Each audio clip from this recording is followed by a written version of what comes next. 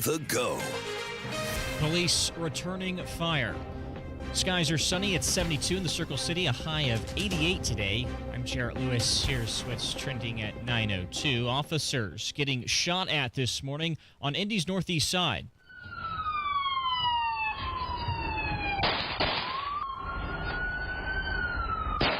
This all started following a domestic dispute that began late last night at a home between a man and a woman. IMPD Assistant Chief of Police Michael Wally spoke to reporters near the scene. In the 400 block of West 28th Street, 2 people exited the vehicle and multiple shots were fired at the officers by at least one of the fleeing suspects, and 1 officer returned fire. Wally said thankfully no one was injured. Police are now looking for 2 people who ran from that vehicle. The Office of Public Health and Safety in Indianapolis says they are still looking to house people from the Fountain Square encampment. The deadline to clear the area was set for Monday, but it's now Thursday. Director Andrew Merkley. We cannot move this challenge from one neighborhood to another or to other parts of the Fountain Square neighborhood. Merkley added that the public safety risk in the area has been mitigated after 2 people were recently arrested. Their crimes related to firing a gun and animal cruelty. No new deadline to shut down the camp has been set. Indiana Democrats joining Democrats from Texas and Chicago on Wednesday to express their disdain for Republicans' attempt to try and redraw districts. One of those was Cherish Pryor of Indianapolis. The position we face today should trouble every American who believes in the promise of this country. She calls efforts to redistrict in the middle of a decade morally corrupt. Boone County Prosecutor Kent Eastwood says if he's trying to find parents who need to pay up, he often goes online. Just like any law enforcement agency, we do have various databases that are available, even private databases that are available, where we can, track down information on a person and try to find them. He says there are companies that they can lean on for help, too. August is Child Support Awareness Month. The average gas price in Indiana today, according to Gas Buddy, $3.29 a gallon. In Indianapolis, gas going up this week, it's $3.32 on average. And we're in the final days of training camp for the Indianapolis Colts. The team had a joint practice Wednesday with the Green Bay Packers. Head coach Shane Steichen says that Daniel Jones will start at quarterback, go a few drives, and then Anthony Richardson will come in and follow. A check of traffic. Good morning, Matt Bear. It's happening, Jarrett. Looking at northbound 65 stop-and-go traffic from Raymond Street up to the south split because of road construction. And right now, ramp close southbound 465 to Sam Jones because of an oil spill. Traffic sponsored by Speedway. Got one of those days that never stops? Try to stop at Speedway. Refresh the vibe with 69 cents large big gulp drinks. Speedy Rewards app required. Valid through 8/26/25. See app for full terms. I'm Matt Bear on the vibes at WIBC Traffic. Oh no, stomach issues again? Stomach issues? Who are you? Your pancreas. I could be the real reason for your diarrhea, gas, bloating, stomach pain, or loose oily stools. I thought it was my stomach. People often do, but any of these symptoms could mean having a condition called exocrine pancreatic insufficiency, or EPI. With EPI, the pancreas doesn't release enough enzymes to break down food, but EPI is manageable. Use the symptom checker on identifyepi.com and speak with your doctor. That's identifyepi.com. Sponsored by AbbVie. Now the forecast from the American Standard Cooling Weather Center. Nice day today, mostly sunny, seasonable temperatures, lower humidity. Have a high of 87 later this afternoon. Clear, quiet, and comfortable overnight. A low of 68. I'm Wish TV's Storm Track 8 meteorologist Marcus Bailey for 93 WIBC. And I'm Jarrett Lewis on the level, on the go, and on WIBC.com. Kendall Casey starts now. You're listening to Rob Kendall. When we talk about sending money somewhere, we're talking about printing the money because we have no money. And Casey Daniels. My government would never lie to me, would they? On 93 WIBC. So, as we predicted, Gavin Newsom has said, don't get mad, get even. It's Kendall and Casey show. I'm Rob. Casey's out today. Our old pal, Indy Spanglish, Jerry Lopez, in for Casey. And Gavin Newsom has now declared California will have its own, well, he calls it Liberation Day. He's just trolling Donald Trump at this point, Jerry, and he has said, we are now going to redistrict California in full force in light of Texas moving forward with their proposed redistricting plan. And this is what I said from the beginning. It's going to be tit for tat. This is going to go all across the country, and we're going to have like what 1 or 2 seats either way. I mean, this is going to be just a nightmare for this country. I think what we're learning here, at least within this Trump presidency, is we're kind of setting a dangerous precedent where we're figuring out what a president really can do if he wants to, if a state can come by and redraw the lines.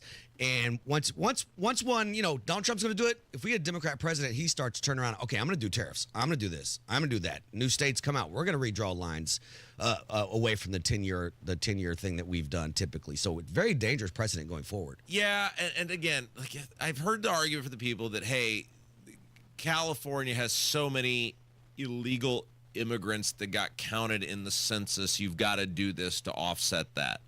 And okay, I understand that, but there's no logical way this is going to end other than what we're doing right now. Okay, Texas figures out how to get 5. California will figure out how to get 6. Okay, Ohio gets 3. New York's going to get 4. I mean, it's going to be this tit for tat thing, and you're going to go through all this cost and all this distraction and divide this country, and you're going to end up with what, 1 or 2 seats maybe either way, and you don't even know because there is an election. It just seems like a lot of drama and a lot of needless fighting when we've had an agreement on how we do things in this country for a very long time, and I guess it's all bets are off now. Doesn't the current law say essentially you're supposed to count the illegals? This is what, like, it's supposed to be 1 for 1. It's not voters. It's just how many people live there. Right. That's correct. And so this is what. See, it's a hard conversation to have with the Trump supporter because they're not supposed to be here. Well, they're not, and it's ridiculous. But the court has said you count them. So unless Trump feels, I mean, the court is slightly different than it was the last time because I think this thing got adjudicated in 2019, 2020, right? Yeah, where they said that you couldn't take the congressional districts to the feds anymore. Okay, but then I say, okay, well, Trump was president for 3 years before that census, or almost 4 years before the census would have been conducted. So if there's a problem with illegal immigrants being in the country that were getting counted, didn't that ultimately rest on Trump because he was the president of the United States? Yeah, but I don't think people had the immigration issue really on hand until Biden opened the floodgates. I agree. I'm just like, it's like you can see, you're stuck in traffic and you see an accident about to happen. Like you can just see the two people don't see each other and then smack and they hit. This is what I feel like we're doing here. We've been saying for basically a month now, this is how it's going to end. California's not just going to sit there with all the control that they can potentially have and allow Texas just to swipe 5 congressional seats. Why were they here in Indiana talking about redrawing ours? We have supermajority. We don't need to change anything. Well, we'll get to that with Nikki Kelly coming up at 9:30. It made no sense to even come here to talk to us, JD. Well, because because they know this is, you're right. They know this is going to happen, and they know it's going to come down to 1 or 2 seats either way. They're just trying to convince states to do it. Yeah, absolutely. It's not Indiana specific. It's everybody. Let's jump in. The problem in a state like Indiana, Texas can hide behind the argument of, well, we've had 5 million people move in. Sure. Because everybody has fled these blue states. Okay. Still don't agree with it, but okay. Indiana has no argument because, like, Nikki Kelly, and we'll get into this with her coming up at 9:30, in the area that they're looking at redrawing, which is the 1st congressional district, that's the main one, which is the region, that's seen 1% population growth. That's it. It's nothing, right? It's thousands of people. You don't have that argument. And so I think that's why you're starting to see more and more of these state reps and senators on the Republican side come out against this because you can't hide behind anything. There's no logical excuse. It is purely political gamesmanship, and you've already been able to game the system based on how they moved the districts a couple of years ago, like helping Victoria Sparks. Right. They made her district more. And Andre. Gave Andre Carson some to make sure that Victoria was good. Yeah, you're absolutely right. So I just think that's why you're starting to see more and more of these Republican representatives. They're saying, what do we get out of this? We don't live in the 1st congressional district. Right. Why would I potentially alienate or piss off people who otherwise I got a safe seat? Why would I give an election issue, especially in these, these now suburban donut county districts? Danny Lopez, guys like that. Right. Yeah. Why would I give them an issue when all I got to do is just show up and keep my head down, and I ain't going to get in no trouble. So I would say the first way to fix this is not the redrawing maps. You got to go back to the SCOTUS and say, look, we're not going to count illegals on the census, and then just do a census. Yes, because you do have... Because you're going to take away from those states like California and New York and that have all, a lot bigger immigration issue. You do have a different Supreme Court. You have Amy Coney Barrett now instead of Ruth Bader Ginsburg. I think that's the only change because Kavanaugh had already been confirmed and what's-his-face, Gorsuch had been confirmed. The Democrat, there's been one Democrat appointee come and go, so that's a wash. So you're right. I mean, it is utterly ridiculous, the idea that we judge congressional representation based on illegal immigrants who have broken the law to get into this country. I mean, that is utterly ridiculous. All right, I want to play this. So this is a day or two old now, but it's just perfect. So Beto O'Rourke, what's that? So he ran, most people know who he is, but he's run for everything in Texas. He has run for what? He was a congressman. He ran for Senate, lost. He ran for the presidency, He's lost. Texas's Destiny Wells. Yes, that's right. Destiny Wells is Indiana Beto. That's why we call it. He just runs for everything and keeps losing. But he was at some event, and he said the quiet part out loud that basically he wants these blue states to do what Texas is doing, but do it on steroids and take more seats than the Republicans. Go. I also don't want Gavin Newsom and J.B. Pritzker and Kathy Hochul and any other Democrat who has unitary power in their state to wait for Texas to go first. I want us to seize the initiative instead of awaiting the punch thrown by these would-be fascists to hit us in the face and then respond. I want us to punch first, and I want us to punch harder. So I want them to redraw those districts right now. Okay, so I mean, there's no doubt exactly what's going on, and this is where we're at in our society, Jerry. It's really a commentary on our society. Because here in Indiana, there's been no attempt to even lie to people and go, well, we're doing this because we screwed something up. No, it's totally partisan. He's saying it there on the Democrat side. Our elections are a joke. That's why people don't vote. That's why they don't participate. It's why they don't get involved. It's one of many reasons. But they don't see any point because we're just admitting it all now out loud. It's all rigged. All of this is absolutely 100% rigged on both sides of the aisle. Well, and how many times do you talk about this swinging pendulum, right? You get Obama, you get Trump, you get Biden, you're back to Trump. And that's all we're setting up now is, okay, a Democrat takes over. We're going to redraw the maps again. Yeah. Okay, I did want to play this because, we made Kevin go to all this effort to bleep this. Then Beto goes on. Kevin, are you sure that this has been bleeped properly? Yeah, it's bleeped. Okay, very good. Everyone give Kevin a big round of applause for this because Beto then goes on some bizarro rant about basketball that it's so stupid we just had to play it. We are in a basketball game right now, if you'll excuse the metaphor, where the refs have left the arena. And the other side is just clobbering the shit out of us, just punching us in the face, kicking us in the nuts. And we're kind of throwing our hands up and we're asking the crowd, the people of America, hey, do you see what's going on here? This is unfair. This isn't the rules that we agreed to play by. Well, who cares about the rules right now? Punch back, kick back, dunk over their heads, and win some power. Hey, it's super classy when you go in front of a large audience as a speaker of some sort and you're just dropping F-bombs left and right. That nothing. I mean, the guy doesn't even have a jacket on. He's, but he has got nothing to lose. Well, how about a little professionalism? That's all I'm saying. You've spoken in public before, Jerry. Were you dropping the F-bombs? Hey, I am surprised. And I was in the service. That's an adjective, a verb, an adverb. I've never. That's my point. If you can do it, there's no reason he can't do it. But this is where we're at. And it's going to, what stuff like that does is then it pushes potentially people who are on the fence here in Indiana saying, well, I want to do the right thing. Yeah. But then the Trump will come back and go, well, see, they're doing. But did you see the Indiana Democrats going to Illinois, which has one of the worst congressional maps in the state or in the country? Here's the most depressing part about this, and Casey and I got into this yesterday. I don't have a dog in this fight because everybody screws me. Both sides. We've had a Republican rule again, all the House, the Senate, the presidency. What do we get? We got $4 trillion, $4.5 trillion added to the debt on top of the trillion plus. I'm like, it doesn't change my life one way or another. So I'm watching both of these two totally corrupt, totally underhanded political parties just try to out-screw each other. And it's like, this is our country now. All right, Jerry Lopez in for Casey. When we come back, this may be the most unbelievable story I've ever heard. We don't do a lot of sports on this show, but this story about how petty the owner of the New York Knicks is absolutely unbelievable. There's a huge expose on this that took place yesterday at ESPN, over at ESPN, and we got to tell you all about it. It's Kendall Casey Show, 93 WIBC.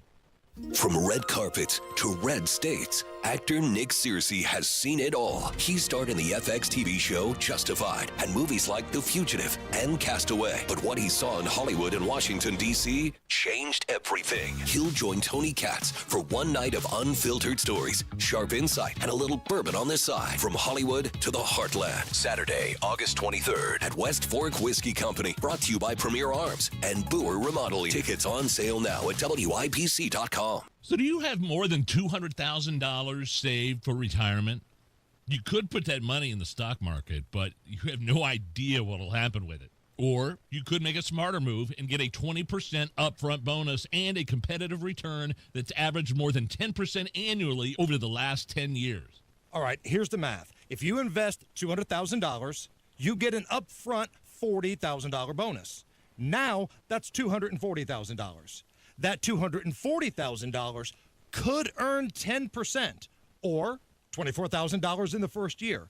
So by year end, your original $200,000 could grow to $264,000. Get all the details by calling Bill Demery, your retirement guy, 317-648-5120. We trust Bill, and you can too.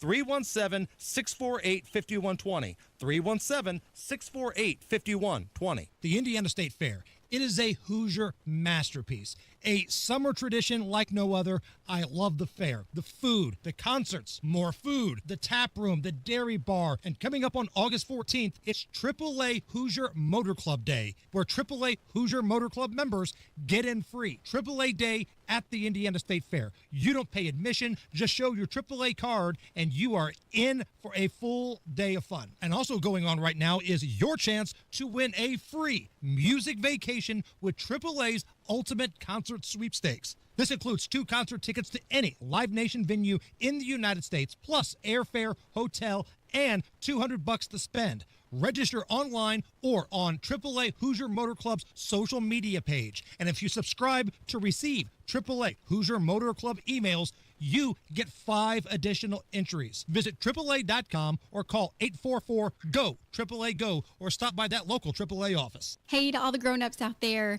So summer slowly fades and backpacks fill up again, and we know the school year can sometimes bring stress, but we want to encourage you from Life Church that God's word can bring peace. Isaiah 41 says, "Don't worry, I'm with you. Don't be afraid, I'm your God. I will make you strong and will help you." Whether it's the first day of kindergarten or senior year, know you're not alone. God is with you, and we will be praying for students, parents, and teachers too. Parents, you can do this. We will help you. LifeChurchIN.com. My mom just found the best place ever, Wilson's Farm Market. They've got the best ice cream, in tons of flavors like butter pecan, orange pineapple, but my favorite is the old-fashioned vanilla. And the candy, whoa, there's a whole wall of it. Gummies, chocolates, giant jawbreakers, even old school stuff my grandma loves. It's like a candy wonderland. And they let me pick out my own bag? Yes! Wilson's is just 20 minutes north of Carmel. Tell your crew it's time for a sweet road trip. Wilson Farm Market, you gotta go! Sometimes an identity threat is a ring of professional hackers. And sometimes it's an overworked accountant who forgot to encrypt their connection while sending bank details. I need a coffee. And you need LifeLock, because your info is in endless places. It only takes one mistake to expose you to identity theft. LifeLock monitors hundreds of millions of data points a second. If your identity is stolen, we'll fix it, guaranteed, or your money back. Save up to 40% your first year with promo code NEWS at LifeLock.com. Terms apply. Jeff Chapman here. Your home has a lot of systems. We cover them all. Heating, air conditioning, plumbing, drains, and now electrical. Remember the man for all seasons, and now more reasons. Chapman, ChapmanHeating.com. This story about how petty the owner of the New York Knicks is simply unbelievable. We got to talk about it. It's Kendall Casey Show. I'm Rob. Casey's out today. Jerry Lopez in for Casey. Kev is here. So ESPN has a big expose up right now about James Dolan, and he is the owner of the New York Knicks, and he also owns, I believe, Madison Square Garden. That's a big part of it. And but he also owns apparently multiple other properties in the greater New York area. I mean, the guy's a gajillionaire. And this article talks about all the people that are banned from properties that he owns, not just Madison Square Garden getting into the Knicks games, but these other properties, and how the extent they go to enforce it, of having facial recognition at these properties so that it'll trigger some sort of warning. They load these people's faces into this database, and if they catch you coming in, they will sick security on you and they will remove you from the property. Now, the kicker is it is primarily targeted at people who work at law firms that are engaged in legal entanglements with Dolan. The key is, though, it's not lawyers. It is lawyers, but it's not just lawyers who are involved in entanglements with Dolan. It's people who work at law firms. The IT guy at the law firm. So, like there's this national law firm, and they're in all 50 states. And if they have uploaded your image, if you work at that law firm, and because they're involved in lawsuits with Dolan, you're out. Not that you're on the case, not that you even know about the case, not that you have anything to do with the case. If you even work at that law firm, this guy is so petty, Jerry, he will keep you from coming in to watch the New York Knicks in Madison Square Garden. Yeah, let me take it a step further. Since he owns Madison Square Garden, it's not just the Knicks. It's your favorite artist that's performing there. It's when Celine Dion comes in town and you want to go with your mom, but you can't go because you're banned. Right? He said any tickets to MSG venues they previously acquired or acquired in the future are hereby revoked and deemed revoked, void, and invalid. Yeah, so this article, I mean, it is crazy. And now what's interesting to me is legally, especially in a liberal state like New York, this has been upheld. And the argument that I guess they won on is these lawyers could encounter MSG or these other venues, the employees, and say something that could harm my case, and thus they've been able to win on the court on that merit, which is crazy to me. However, what's interesting is, and you just touched on it, there are multiple stories in this thing about people who have bought third-party tickets, like you didn't get them so you paid exorbitant prices from they're not called scalpers anymore, but some app, app or whatever, and they're in line. One guy, he was with his parents, and they said the parents can go in. You're out. You're out. The pettiness of this, and it was like a concert. Yeah. So the Knicks have really only been good for about 3 or 4 years recently since they got Jalen Brunson and whatever. But for the 7 to 10 years before that, post the Reggie Miller era, they kind of just sucked. Yeah. And they were the kind of the Detroit Lions where people show bags on their heads and tell them to sell the team. And he was walking around banning fans, calling him to sell the team. Well, this one of these guys in this article, I think he was a radio host or something. He had shirts made that said "Fire Dolan," and people were wearing them to the games. And then he tried to go to the game, and they banned him out too. He banned Charles Oakley. That's a New York Knicks legend. That's right. So again, it's I guess legally been upheld in the courts that he can do this. But nobody knows exactly who's on this. Here's how crazy. The one guy they interviewed who was an attorney for one of these law firms, they got his name wrong in the database. Mm-hmm. His face was uploaded. So I guess on these law firms, a lot of times they'll have pictures of the people. Yeah, of course. And that's how they're getting this database. Yeah, meet our staff. Yeah, they're going, the New York Knicks So employees, WIBC sold us, go to hosts. Rob, you're out. Casey, you're out. Hammer, you're out. Nigel, you're out. Right. They're going to these websites. They're literally taking these photos. They're loading them with the names up into this database. So one of the problems is if you work at this law firm and there's no photo of you, if they don't do photo databases or photo section or whatever. Facebook you? Yeah, I don't know. I don't know how they do. But one guy, this is the best part. They had his photo because he works at this law firm, but they transcribed his name wrong. So they stopped him. They were like, "Are you so-and-so?" He's like, "No, I'm not so-and-so." They had his photo, which matched his driver's license photo, but because the name was wrong, they were like, "Okay, I guess we made a mistake. Go on and watch the rest of the game." This guy looks just like you, brother. This is the most insane story I've ever heard. And I go back and forth because on one hand, you look at that and go, you're beyond ridiculous. Yeah. But it's so ridiculous that I actually admire the level to which you will go to spite people. He's invested in this, Petty, and I'm here for it. It's so strong. All right, Jerry's in for Casey. When we come back, Nikki Kelly from the Indiana Capital Chronicle will join us. We will talk all about the latest with redistricting, these Republicans here in Indiana in the House and Senate coming out against it, and so much more. Kendall Casey Show, 93 WIBC. Well, check this out. August is Pet Appreciation Month. Really, are you supposed to appreciate those little stinkers when they poop or pee on the carpet because you oversleep 5 whole minutes? This is Denny Smith, and let's appreciate the folks that help you really clean up things after those little accidents. I'm talking about Zero Res. Before we get any deeper into summer, you can get 3 rooms Zero Resified for $129, get 15% off pet odor treatments, and $50 off air duct cleaning too. And they can handle virtually every surface in your home from floors to air ducts. Zero Res means zero residue, and it's in the water they use. The unique ZR water uses no soap, no harsh chemicals, and leaves no residue, just healthy, fresh surfaces. Zero Res cleans our floors, and I'll tell you that it's simply amazing, and it works. Call now. Mention WIBC. You'll get 3 rooms cleaned for $129. Get 15% off the pet odor treatments and $50 off air duct cleaning.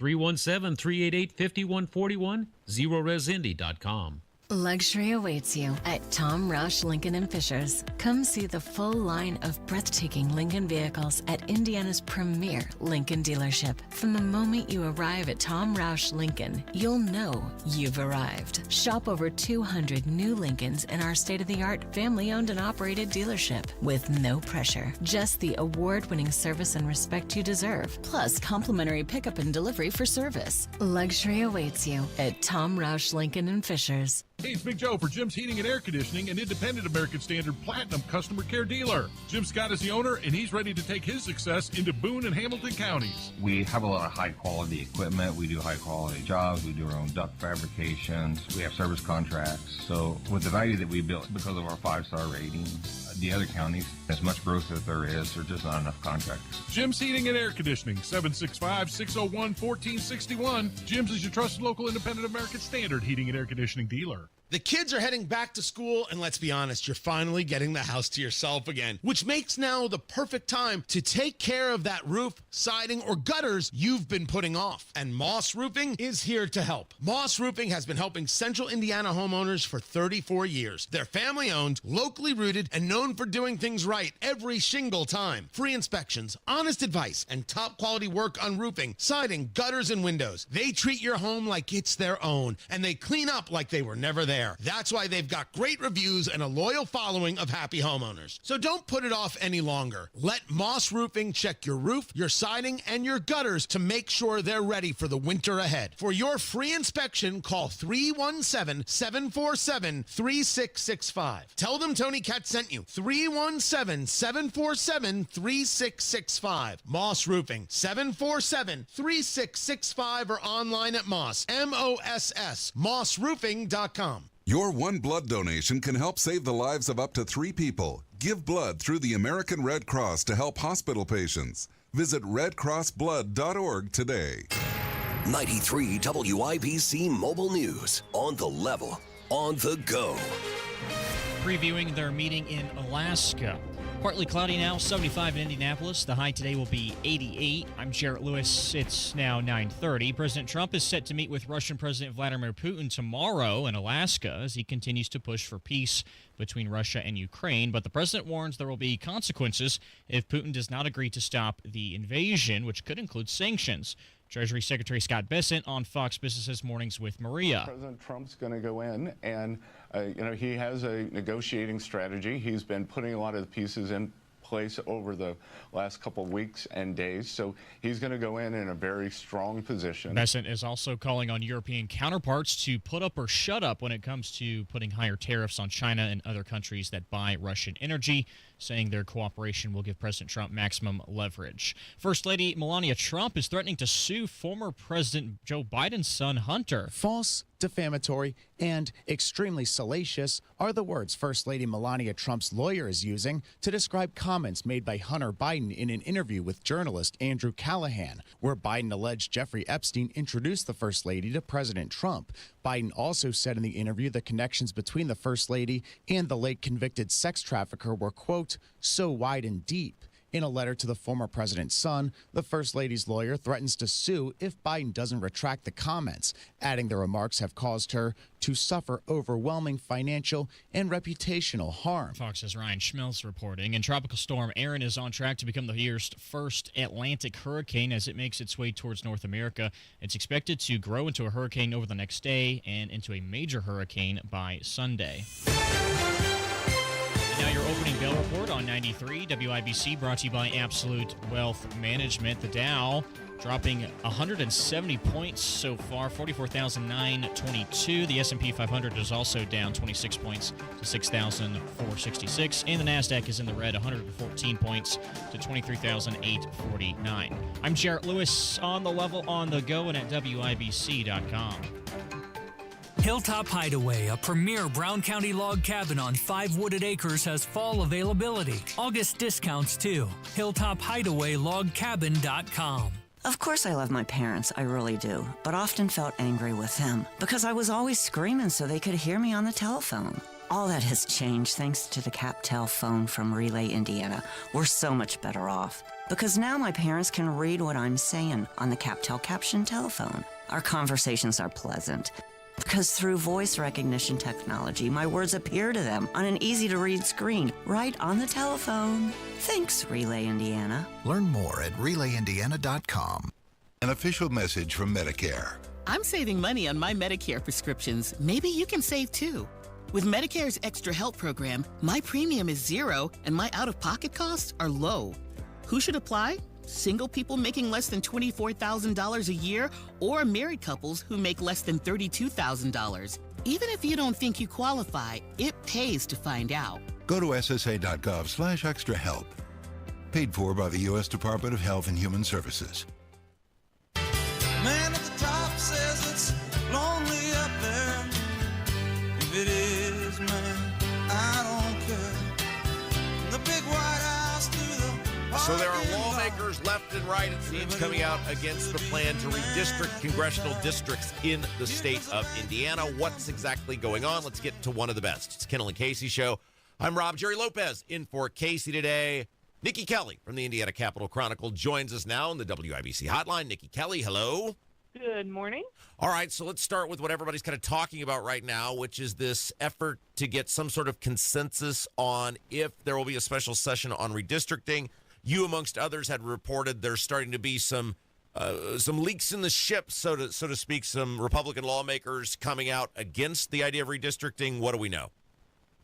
Yeah, I mean, every day we're getting a few more here and there. I actually had to make a Google Doc to start tracking the for and against and who's leaning where. But, yeah, a number of Republicans are coming out very strongly. The latest was Senator Spencer Deary, who basically said, no, this is not what we're about, and, blaming it on the fact that Democrats gerrymander in other states is an irrelevant excuse, I think was his phrasing. And so we're seeing more and more of those people who are like, no, they're trying to, I think, cut it off at its knees.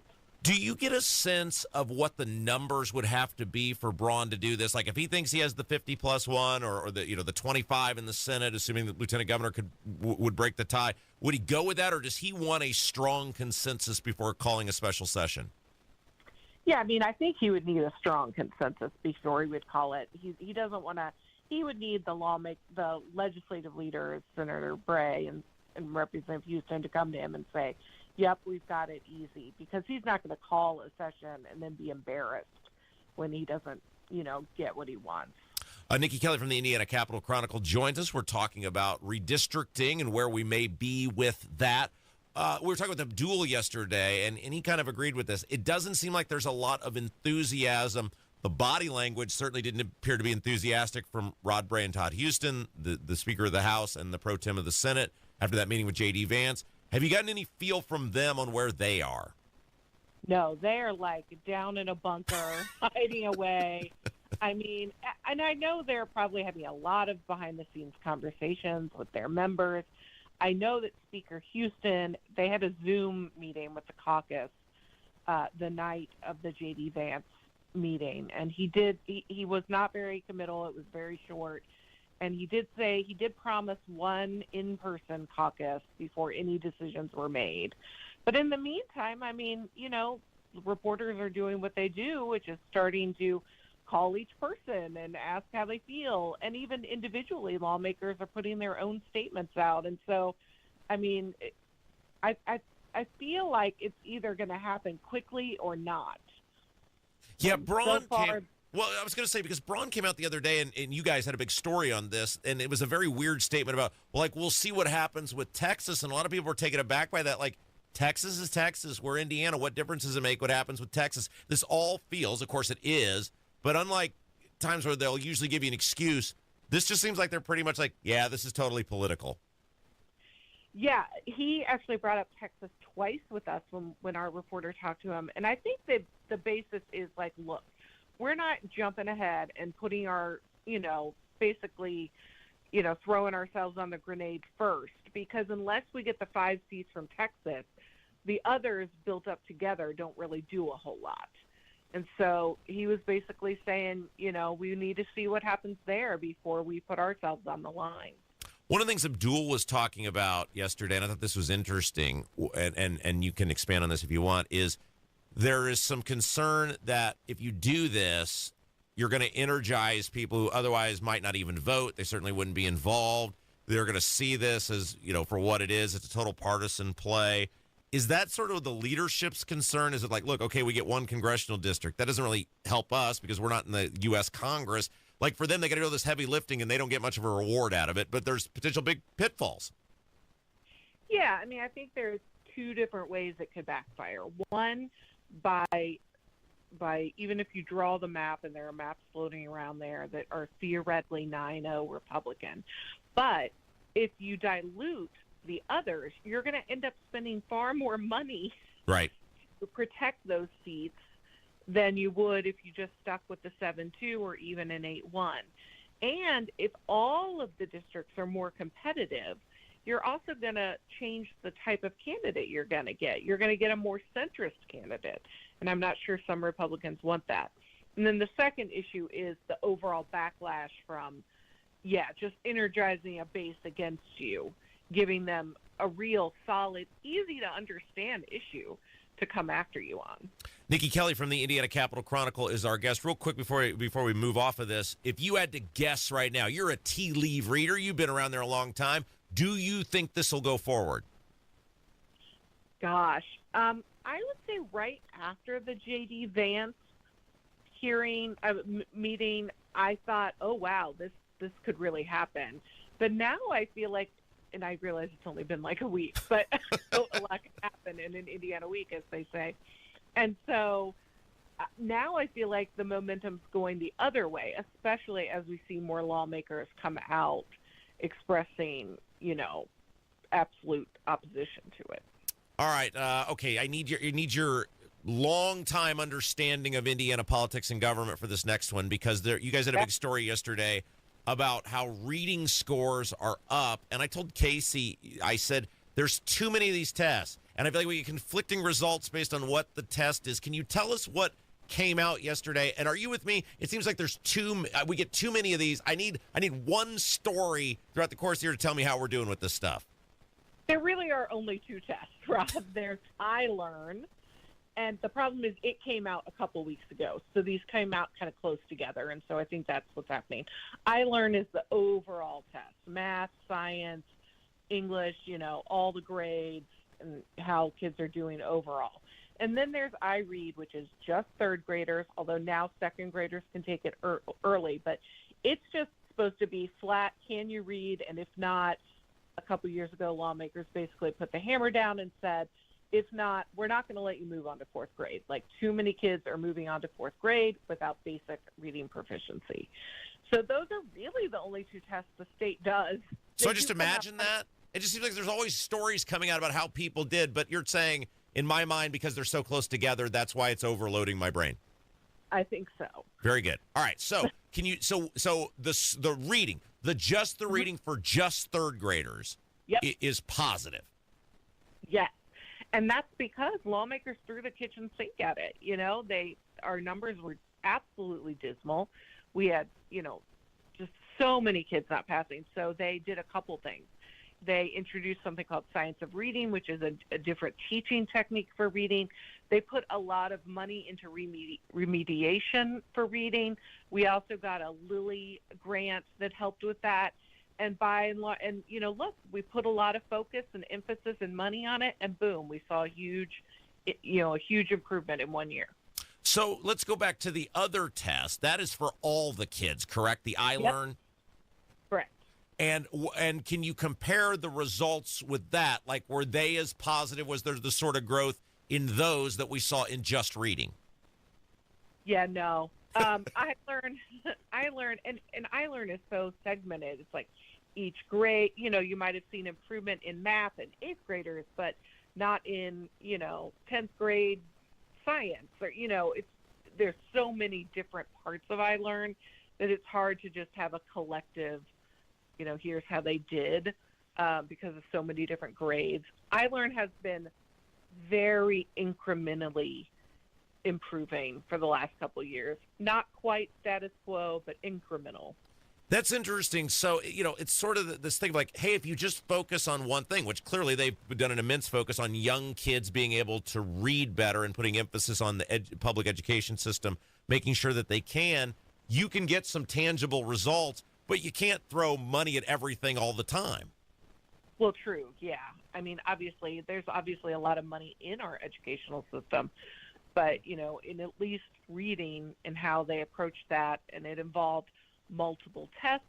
They also increased the number of times a kid could take it before, Now, one thing we don't know from the reading that I want to put out there is we know how many kids didn't pass it, okay?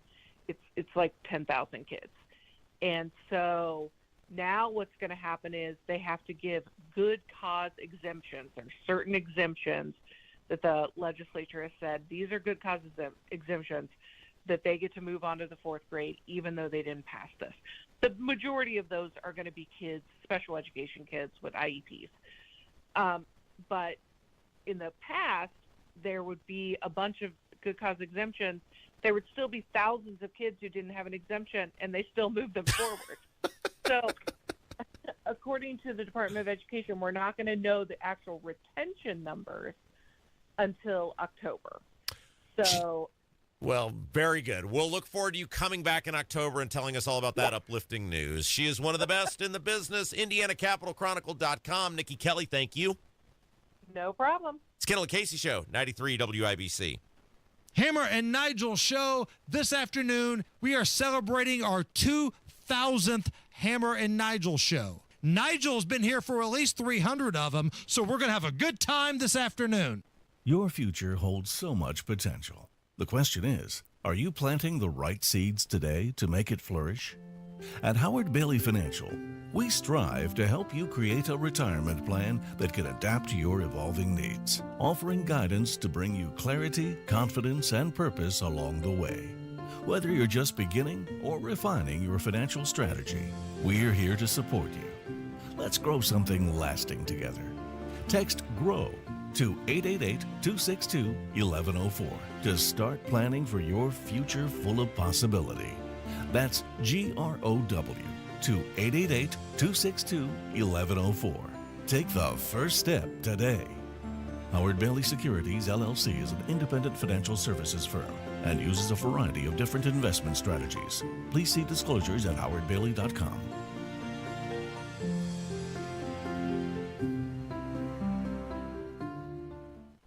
Citizens, since we each upgraded to Xfinity in our homes, the Wi-Fi has been booming. It's fair to say our town has officially become a boomtown. Mayor, will I be able to drop into multiplayer gaming battles with low lag? The lag won't be an issue, but your questionable skills may be. And what if I have hundreds of devices on the Wi-Fi? Purely hypothetical. Seems like a lot, but sure, hundreds of devices all booming together with the Xfinity Gateway.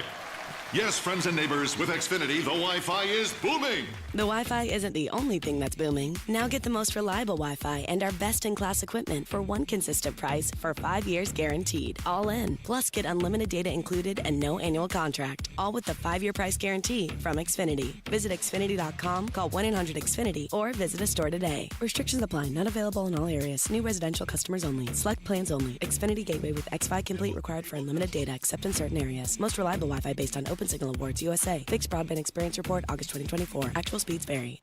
An official message from Medicare. I'm saving money on my Medicare prescriptions. Maybe you can save too. With Medicare's Extra Help program, my premium is zero and my out-of-pocket costs are low. Who should apply? Single people making less than $24,000 a year or married couples who make less than $32,000. Even if you don't think you qualify, it pays to find out. Go to ssa.gov/extrahelp. Paid for by the U.S. Department of Health and Human Services.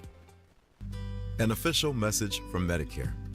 I turned 65 this year. I knew it was time to figure out Medicare, and I had questions, like when to enroll and how to enroll. So I went straight to the official source, Medicare.gov, to get the facts about Medicare.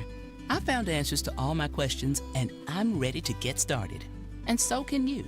Just go to Medicare.gov to get the real facts about Medicare. Paid for by the U.S. Department of Health and Human Services.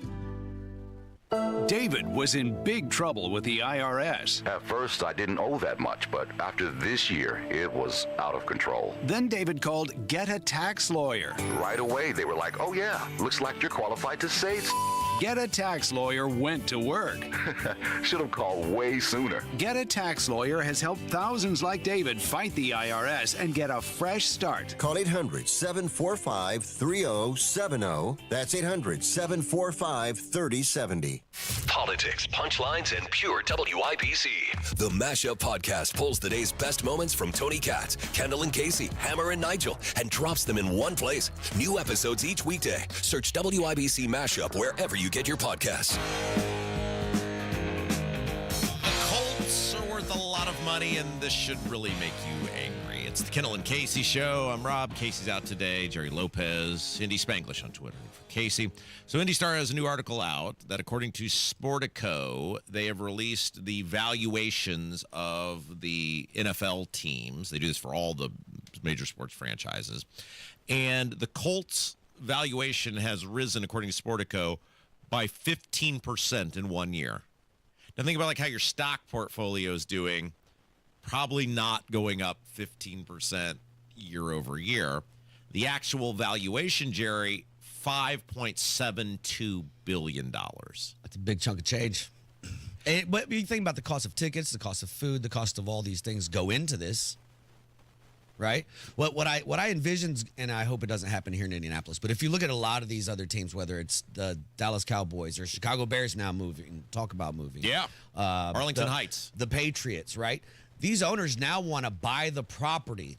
We don't want just a stadium. We want 7-8 blocks where we can put up a casino, a restaurant, and keep all the revenue to ourselves. Well, and it's interesting because you look at the collapse of the Indy 11 deal here that was in place, the Diamond Chain, which would have tied in perfectly to Lucas Oil Stadium, and now that obviously would have been an Indy 11 deal separate from the Colts. But you're right, when you start putting these franchises together and the amount of space Lucas Oil Stadium takes up. So the Colts are actually 28th in the league in terms of valuation. The Dallas Cowboys are number one. They went up 24% last year, $12.8 billion. But look how much other revenue they generate. Well, what's interesting is part of the reason that the valuations are spiking is the NFL has now passed a rule. The owners agreed that hedge funds, these investment groups, can buy into own percentages of NFL teams. So like these Saudi wealth funds or all of these outside groups that previously you could not do that. Now you can only own a certain percentage, but because of the new money that would allow to come into owning sports teams, it has risen the valuation. There's other things that factor into it as well. Sports gambling, right? They have partnerships with people like that. Sure, there's a wide variety of reasons. My point on all this is, though, one of the major assets of the Indianapolis Colts is Lucas Oil Stadium. It's a $5.72 billion company. Essentially, I mean, that's what they are. They're a profit-making industry. those owners, yes, they're into their teams, but they're there to make money. That's what they do, right? The Colts make money. They're a business. They employ people. They're a mega corporation. If I told you there's a business and it's worth $5.72 billion, you'd go, holy smokes. And then if I told you more than $1 billion of it is subsidized by the taxpayers, a little bit different. People would be outraged. If I told you there's a private company that's worth $5.72 billion, and you, the taxpayers, are contributing over a period of time over $1 billion, which you are with interest, $1.2 billion or whatever the number is, to that company, if I struck the name Indianapolis Colts and I put Eli Lilly or Infosys or whoever in this place, people would be outraged. And that's what's happening here. Poor and middle-class people have money taken from them every time they go eat somewhere, and then there's a variety of other taxes that go to that stadium. The biggest one, though, is the food and beverage tax. And that is ridiculous that a company, which is what the Colts are, that's worth $5.72 billion, needs money from regular people in order to pay their bills. Well, and then the regular people can't even go to the game. Well, right. You, your wife, you want to take your 2 kids, it's $320 to sit in the sixth section. Yeah. By the way, the other ones of note, because they did, like I said, they did. I'd like to know top 5 and how many own their own property. Patriots got to be up there. The biggest riser was the second biggest riser, by percentage, was the Los Angeles Rams. I'm sorry, no, they were overall the biggest. Their valuation, we said the Cowboys were 24%. The Los Angeles Rams went up 34%. Wow.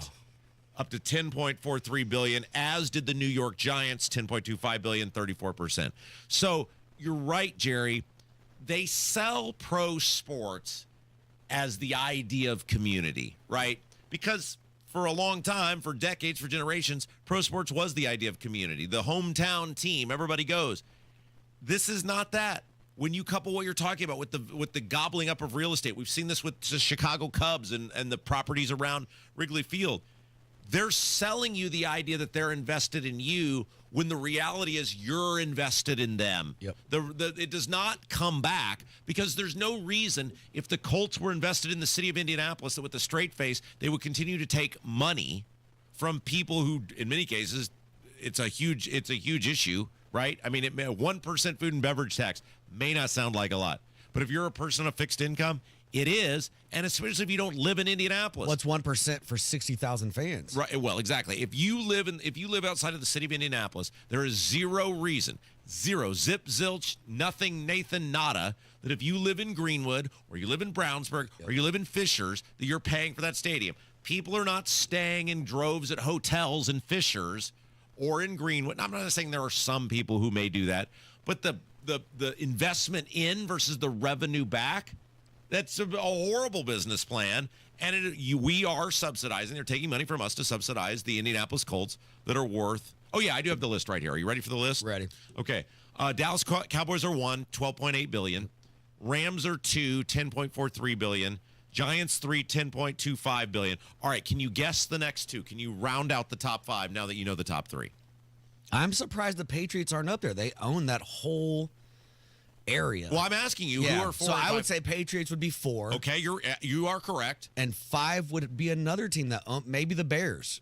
The Bears are not even in the top 10. They're 11th at $7.45 billion. They don't own their stadium. Washington, D.C. That's why the Bears are in the top 5. Right now, they don't own their stadium because the city of Chicago owns the stadium. 49ers, $8.6 billion. Okay. So the lowest, who do you think is the least valuable franchise in the National Football League according to Sportico? Well, I want to say the Cleveland Browns, but it's probably somebody like the Carolina Panthers owned by the Wall. The Panthers are just ahead of the Colts at 27th at $5.76 billion. The Bengals, dead last. Wow. Cincinnati Bengals, $5.5 billion. Directly in front of them, the Jacksonville Jaguars, $5.57 billion. And then the Saints and the Saints are at number 30, $5.63 billion. Yeah, still filthy rich. Oh, yeah. All right, so the Treasury Secretary has come out and said he wants to get rid of Congress being able to trade stocks. We'll tell you about it coming up next. Kendall Casey Show, 93 WIBC.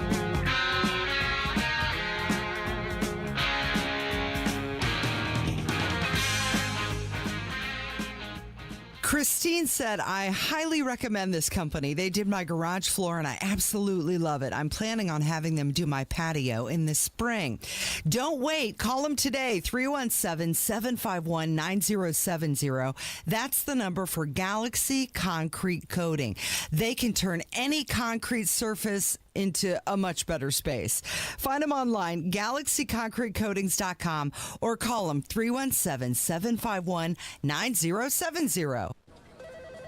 Comcast Business High Five Hotline. What's the state of your excitement? I signed my business up for the 5-year price lock guarantee, and I can't stop high-fiving people. High five! Okay, Ooh, deep breath. High five. You're in a good place. You signed your business up for 5 years of gig speed internet and advanced security, all on our ultra-reliable network. Gig speeds and advanced security? I'm so stoked. Yep, and you get it at a great rate that's locked in for 5 years. Woo! The high five is just your body's way of saying, I'm winning. So this is natural. High-fiving everyone you see in a state of business savings enthusiasm? Totally natural. Sweet! Thank you! Thank you! High five, everybody! High five! The Comcast Business 5-year price lock guarantee is back, but only for a limited time, so sign your business up today. High five! Comcast Business, powering possibilities. Ends 9/21/25 for new customers with qualifying bundle. Current customers may be eligible depending on services and area. Guaranteed rate applies to monthly service charge, excluding taxes and fees. Other restrictions apply. Golf fans, convention goers, and visitors of all kinds, welcome to Indianapolis, a great event hosting city thanks to Hoosier hospitality and terrific infrastructure like state-of-the-art stadiums, meeting spaces, and hotels, plus a world-class airport and interstates that make it easy to get around. But these buildings and roads don't just happen. They're built by men and women living here in central Indiana. Union members of Labor's Local 120 maintain and build Indy's roads, bridges, and highways. They're the ones you pass as you drive by the orange barrels. It's hard work, dangerous work. Yet there they are, working to make sure you have a smoother, safer ride to your event. And just like you, they'd like to get home safe too. So let's be mindful of the local workers who make the roads safe for all of us. This is Chris Bricky, business manager of Labor's Local 120. Everyone deserves a safe place to work. Do your part in the cone zone. Slow down. Save lives. We're all in this together. Hi, this is Denny Smith, here to share a great offer from my friend Lance and the team at LD Smith Plumbing. Have you ever run out of hot water halfway through your shower? Yikes! And that's why I recommend tankless water heaters. They provide 24 hours of hot water, lower your energy bills, and take up less space. Right now, LD Smith is offering $1,500 off tankless water heaters through the end of August. Give Lance a call, 317-927-7186, or schedule online at ldsmithplumbing.com. Let's go! You're still glowing, flirting, grooving. You still got it.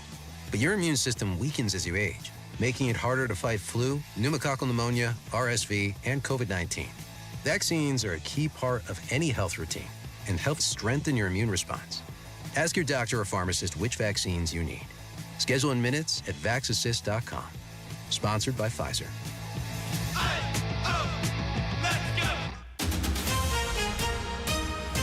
Coming up in 2 minutes from the Technology Recyclers Studios, how IMPD officers ended up exchanging gunfire with 2 suspects early this morning, why a homeless camp in Indianapolis isn't fully shut down quite yet, what a State Department found from a KinderCare facility in Plainfield, and how some Colts rookies are looking at during training camp in the eyes of the head coach. You're listening to 93 WIBC, WIBC HD1 Indianapolis. It's 10 o'clock. 29 illegal immigrants rounded up, 45 more arrests made. I'm Dave Anthony, Fox News, and the new Washington, D.C. crime crackdown. These results are happening night after night because of the efforts of this federal task force that are working alongside the Metropolitan Police Department. White House Press Secretary Caroline Leavitt also tells Fox more about the 45 people detained. For assault, second and first degree, there were arrests made for the distribution of illegal drugs and narcotics that have now been removed off of the streets. There were 3 illegal firearms that were seized. There have also been demonstrations Plus, some residents protesting the crackdown as D.C. leaders point to numbers showing crime down this year. Back to Caroline Levitt. She spoke the day before the U.S.-Russia summit in Alaska. President Trump knows what he's doing. He has great instincts. And while the president prefers diplomacy to end the war in Ukraine, she says if Russia won't stop fighting, he could impose severe economic sanctions. Certainly, the president has plenty of tools at his disposal that he could use if necessary. Now, in Russia, leader Vladimir Putin in a video says the U.S. is making quite energetic and sincere efforts to stop the hostilities. Ukraine's President Volodymyr Zelensky, who will not be at this summit, says they have completed another prisoner swap with Russia, and Ukraine's been given another $1.5 billion in American weapons paid for by European allies. We got another update on inflation, and unlike consumer prices that were tame last month, July's producer price index came in much hotter than expected. The PPI, which measures prices on the wholesale level before they reach consumers, rose 0.9% overall. Analysts were expecting just over 0.2 overall. They say President Trump's tariffs drove prices higher than expected. That's Fox's Daria Albinger. The annual rate of wholesale inflation also spiked up 3.3%, almost a full point higher than June. And on Wall Street, some selling. The Dow's down over 100 points. America's listening to Fox News. 93 WIBC Mobile News. On the level, on the go. Chase in an officer-involved shooting. Mostly sunny, 76 in downtown Indy. The high around 88 today.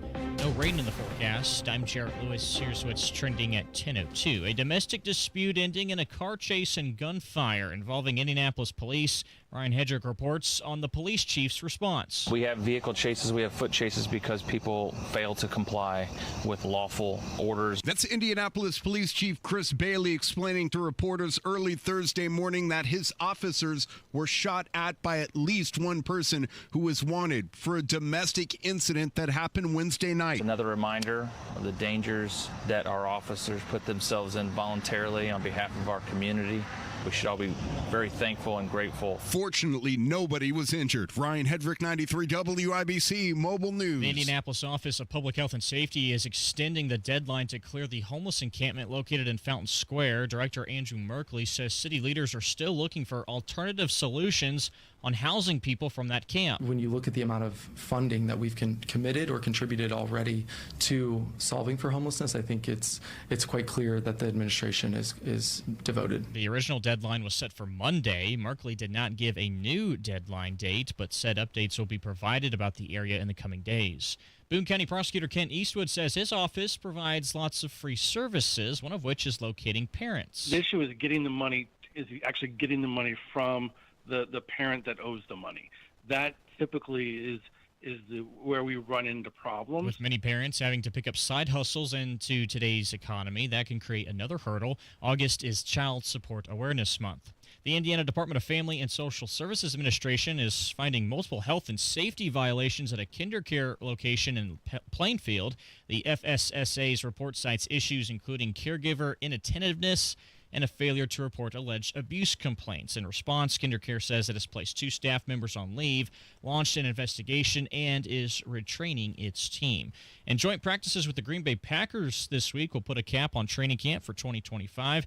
Head coach Shane Steichen says he's liking the development of rookies including Tyler Warren, and adds that Daniel Jones will start at quarterback Saturday, followed by Anthony Richardson. I'm Jarrett Lewis on the level on the go and at WIBC.com. Kendall and Casey back in 1 minute. Hi, this is Denny Smith for Exercise Inc. I've been working out there now for nearly 2 decades, and let me tell you, it works. I'm in my 70s now, and I'm doing things on the farm that I couldn't even do in my 40s. Lifting and carrying, working the way I want to, without worrying if my body can keep up. Now that's real strength. That's real results. What makes Exercise Inc. different? Well, it's the people. The professional staff, many with over 15 years of experience, know exactly how to guide me, support me, and push me to be my very strongest because they know what works. It only takes 20 minutes a week. No wasted time, no crowded gyms, just real results. If you're tired of feeling weaker, if you want more energy and strength for everyday life, give this a try. The consultation is free, and I can promise you it's worth it.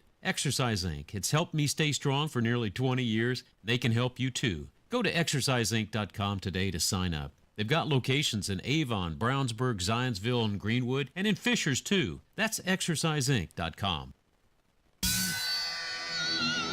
You're listening to Rob Kendall. When we talk about sending money somewhere, we're talking about printing the money because we have no money. And Casey Daniels. My government would never lie to me, would they? On 93 WIBC.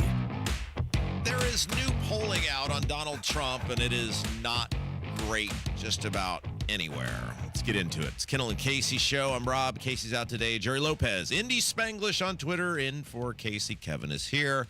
So the Economist YouGov, somewhat respected polling institution. I mean, I'm sure they have a lean one way or another, but you see them all the time, and they're not some guy in his basement conducting the poll, though they may hire some guy in the basement to make a phone call. But anyway, it's what we have to work with. They have some new polling out. It's a pretty detailed set of data on Trump, and obviously the big one is that only 42% of Americans strongly or somewhat approve of how Trump is handling his job as president, while 54% disapprove, a net minus of 12. Compare that if you want to do an apples-to-apples comparison. Same time, first term, minus 15. So still negative, but just not as negative as he was the last time. Look, I get that polling doesn't vote, and the only poll that matters is on Election Day, and he's the president. But I think he stepped into a lot of things the past few months, Jerry. I think the big bullcrap bill. I think the Epstein stuff, which we'll get to in a second, which is hurting him with the American public. So as a two-time Trump voter, and if there was an election today, I'd vote for him again. 2 times? Would you skip one? 3 times, sorry. Well, one time they didn't count my vote, allegedly. So what do you mean they didn't count your vote? All right. I don't care what the polling says. He's not running again. Let's get it all done now. Just don't screw it up before JD or DeSantis or whoever is next takes over. Well, the problem he's got is... I was worried about the Elon America Party, and the Epstein thing is a big problem for MAGA, right? It's split. You got the Benny Johnsons and the Tim Pools, and the mouthpieces for the GOP are not letting the Epstein thing go. Let's start with the big bullcrap bill, though, because they did a horrible job, and this is what happens when there's so much stuff. You can't do it because there's too much stuff, and there's too much for the media to pick apart, and you lose the message. The average person doesn't understand how it's going to help them at all. And I feel like I'm paying much more attention to this than the average person. I don't see how, hey, yeah, if you work in an industry that's paid on tips, you get out of this, but I'm paying for that. It's deficit and debt related. It's not like they cut the government to pay for it. So I'm going to pay for it through inflation. Future generations are going to pay for it because deficits are future taxes. So, yeah, I guess a certain center of the population is going to get good out of certain things. And people that work overtime. Sure, but somebody else is paying for it. Someone else is always But these paying are already working adults. We're not talking about like they're not contributing at all. Let's start with those people that I'm paying for that are working able-bodied people, right? Let's start there. Let's start with the illegals that I'm paying for. If you're going out here working 40 and we're not going to tax your overtime, I'm here for that. If you're out here and you're my daughter and you're, bartending or something and you get tips, I'm here for that. You're out there trying. In America, I'll help you if you want to help yourself. Yeah, but we know in this bill that illegal immigrants will still get federally funded health care. They lied the whole time about that. We know that sex surgeries... Transgender surgeries for children still in there. Right. And I think they went for too much because they recognized that this was going to be the only chance to get it, and the people kind of see through that, and they don't. Then you allow, when there's so much stuff in there, the media gets to pick and choose. But why not line item those 2 things? Just those 2. Let's start there. No transgender surgeries for children. That would pass, right? Well, right, but the problem was, and we went through this at the time, that they weren't willing to. When you start from the premise of we must pass, you're not willing to die on any hill because, well, there's so much stuff in there, and that's why they did this, right? They weren't going to have the fight. If you want border security, you got to get us everything exactly. else. And what's fascinating to me, I saw our old pal Jim Banks. Now we called Jim Benny because Benny was the character on The Mummy. If you remember, Benny was the mummy's assistant. And whatever the mummy said, no matter how ridiculous, Benny went and made it happen. And that is Jim Banks to Donald Trump. No matter what Trump says, his lips are firmly entrenched on both of Trump's butt cheeks. And I do worry that Banks apparently does, because he's still walking around with us, that he comes up for air because oftentimes I think his nose is implanted right between both of those butt cheeks. But apparently he's figured out how to make that work. Anyway, he posted some big thing about this child savings account. Yeah, I saw is that. part of this.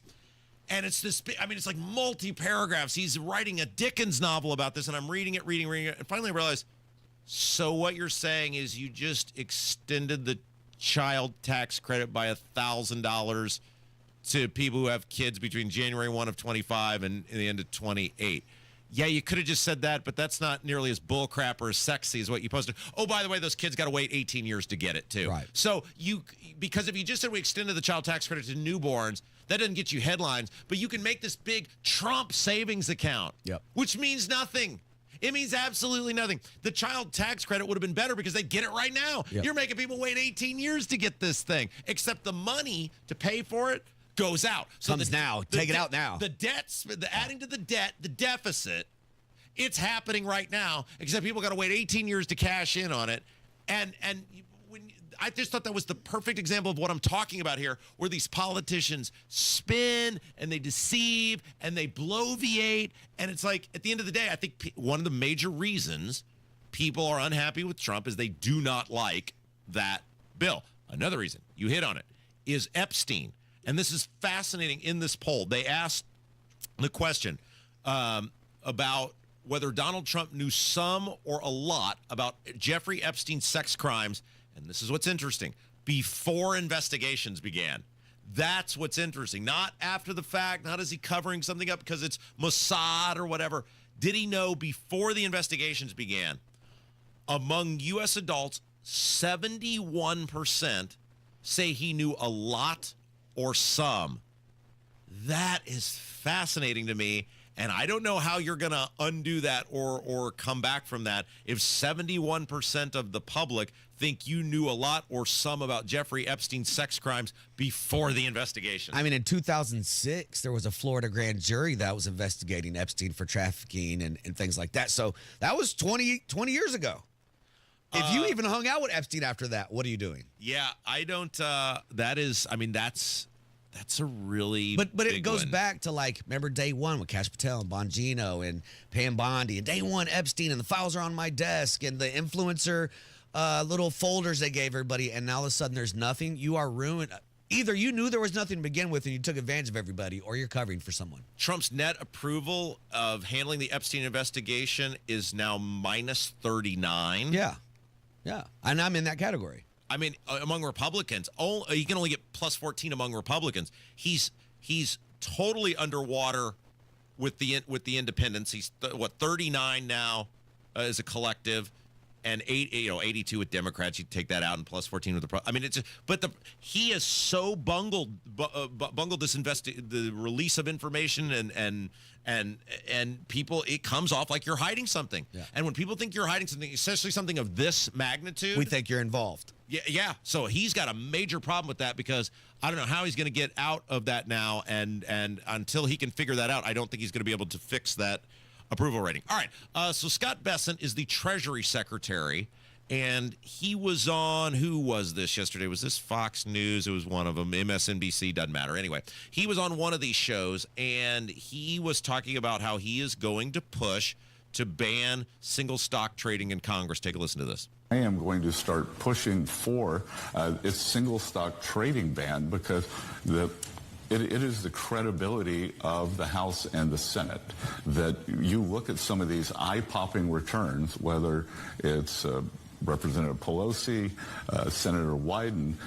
Every hedge fund would be jealous of them, and the American people deserve better than this. People shouldn't come to Washington to get rich. They should come to serve the American people, and it brings down trust in the system. Because I can tell you that if any private citizen traded this way, the SEC would be knocking on their door. And they went after the GameStop guys. Yeah, remember that? Just a bunch of buffoons on Reddit that. Went after one. They went after those guys big time. There's a reason people want these congressional jobs so bad. It makes no sense that people would be this invested in a job that pays whatever it pays, $174,000. Jefferson Shreve makes less money. Yes, you're right. But what came out about him? What was he doing? Supposedly was on some committee that knew about trains and allegedly invested in some trains and hit some big returns. And so this is how you see all of these people who go in, regular people, and they come out millionaires making $174,000 a year because if you or I did what they do, we would go to federal prison. How's it not illegal? Because they write the laws. They exempt themselves. So they exempt themselves from everything, and then they turn around and don't do term limits, because why would I ever want to get off the ship? Sure. The answer is just that simple. They literally exempt themselves from the rules that everybody else has to play by. AKA COVID vaccine. We're exempt. Well, but let's bring it back here. Remember during COVID, the 2020 org day took place. What was the first thing the Indiana General Assembly did? They exempted themselves from the mask mandate. The first day they came back, org day, boom, we exempt ourselves from the mask mandate. Not you, not me.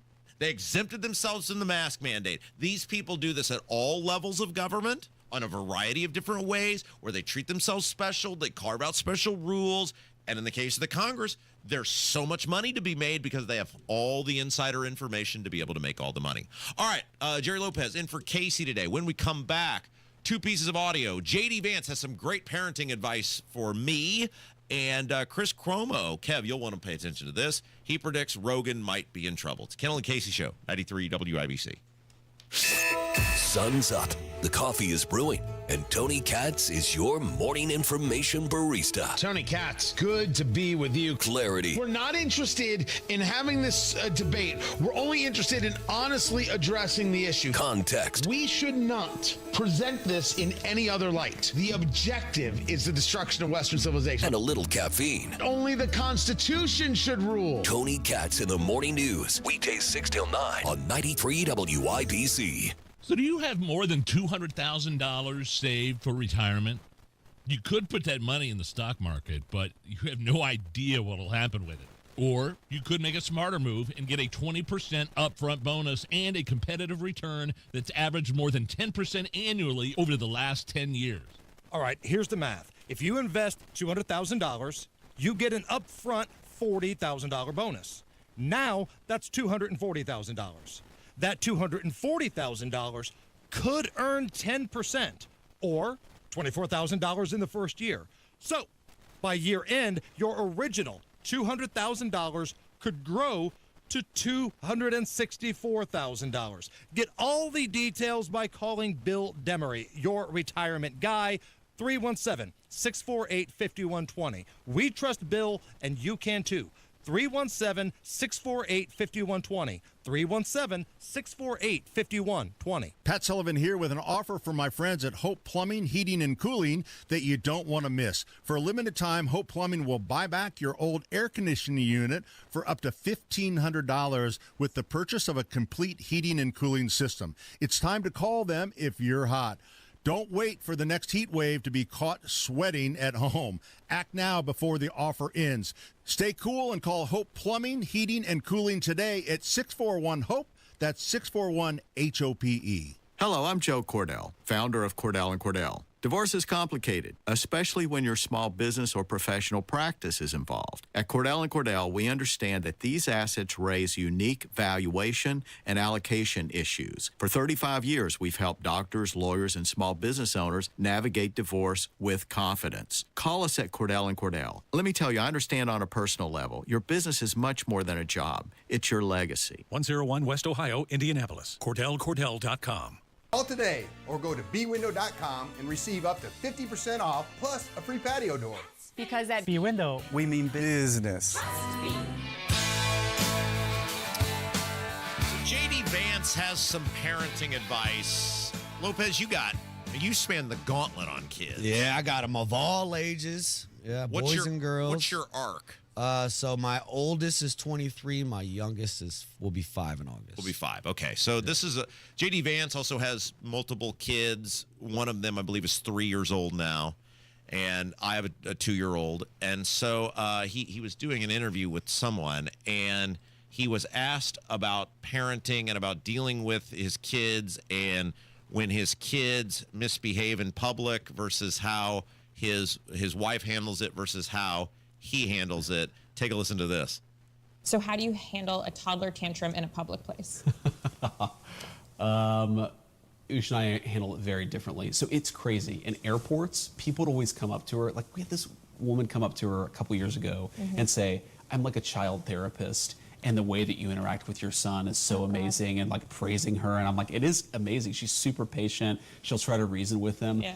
If they have a tantrum in a public place, I immediately grab them, take them to the bathroom, and say, you got to cut the shit out. Like I'm the parent who's like, no, this is not okay. She's the gentle parent? And she's the gentle parent. And Okay, so you've had 4 toddlers, right? Yeah. You've been through this. Yeah. There's nothing freezes you in fear faster than when your kid decides to misbehave in a public place, because you instantly have to move into response mode.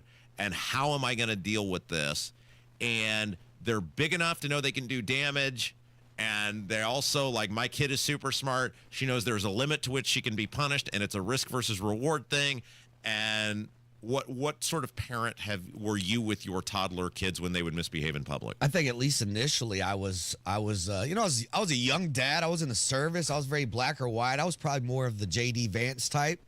But since I have so many now, it's like the younger ones, the older ones will look at the younger ones like, Dad's not going to go for that. So they kind of parent themselves. And now we go places and kids act up and they look at me like, oh, Dad, you would kill us if we.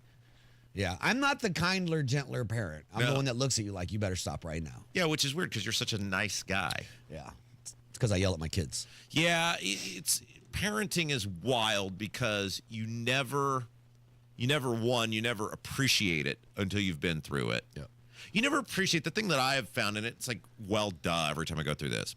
But things your kid has to learn that in your mind you just always knew how to do, but then you realize, no, you had to learn how to do it. And your parents went through that with you. All of these things that you just take for granted because by the time your memory works, you just kind of know how to do them.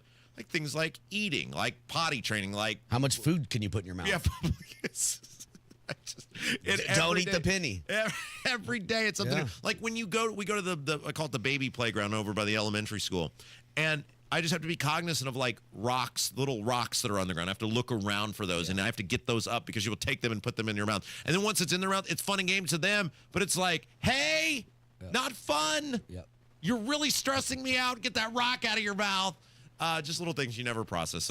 So I think once, my son played baseball, right? And once he got to an age and I started to go, man, I can't believe my mom used to take me to games Saturday at 8 a.m. after working all week. Yeah. But it took me having to do that and go, man, this kind of sucks, dude. Yeah. We're here for you, but you look back and you appreciate it. Yeah. Things you don't know until you absolutely go through it yourself. All right. Joe, so Chris Cuomo, New York. Yeah, but he is Andrew Cuomo's brother, and he was the guy that was on CNN, and didn't he go down on CNN because they were basically like in cahoots together on a bunch of stuff? And, COVID interviews, and shirtless photos, and some improprieties in the governor's office, supposedly. What is he on News Nation now? Is that where he's? I think he has his own podcast as well. Okay, yeah. So I think that's what this is. He was on a podcast, and he was talking about Joe Rogan. And he was talking about how the power of Rogan or Rogan's power influence may be on the wane because so many people are entering the podcast world. I thought this was interesting. Take a listen. My big prediction is that Rogan's success is admirable. I do not believe he'll be where he was 3 months ago, a year from today. There are too many talented people entering that space now who want his real estate, and they're going to be better at what he does than he is. So I think that but I got to be honest. He's going to see attrition. That's not the first time someone said that about Joe. He does surpass expectations. Like, people wrote his obituary many, many times, and it's just never come true. Oh, listen, I don't necessarily want it to come true because I don't find him offensive or anything. I see him as innocuous, but he's getting criticism. He never got criticism before. The media is taking him seriously now, and that's not going to go well for him. That's Tim Dillon, the other person he was talking to. Tim Dillon podcast. Yeah. I know that voice. So that's ridiculous. The media didn't make Rogan. They can't break Rogan. And so I don't agree with that in any shape, form, or fashion. Look, there are a lot of people that are entering the podcast and they're going to be better because of Joe Rogan, though. Yeah, he's like Coke. He's right? like Michael Jordan, and then Kobe took moves from Jordan, and LeBron took moves. It's how it's supposed to go. You're not going to stop listening to one guy just because another guy enters the realm, right? Like it just gives you someone else to listen to. And he has so many guests. You're going to listen for the guests as well. Yeah, he's such a built-in brand, and it's like what we do here. People pray for my demise and doom every single day, and people say, well, fewer people are listening to the radio, but not here.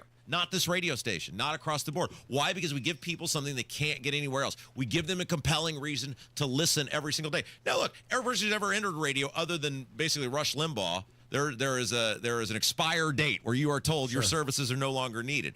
But local radio like this continues to thrive, even though as the industry itself has been hurt. And I think the same thing with a guy like Joe Rogan. It really doesn't matter who enters as long as he keeps putting out compelling content. And it doesn't matter if the media hates him, because most of the people, like Kev, you're a Rogan listener. Do you wake up every day going, gee, I wonder what the media said about Rogan today? I'll be honest, I can't remember the last time I listened to Rogan. Really? I thought you were a super fan. No, I used to like him. I got kind of tired of it, though. What did you get tired of? This is fascinating. So I feel like he's kind of rested on his laurels, and he stopped trying to improve the show. This is so interesting. So you were a diehard Rogan guy. I mean, I used to listen to him a lot. He used to have really informative guests, and he would let them, he'd have experts and just let them talk. Now I feel like he just gets off track when he's interviewing people, and he also does this thing where he just has his buddies on and they just black out. So those are the best ones. Well, those ones are fun sometimes, but I don't know.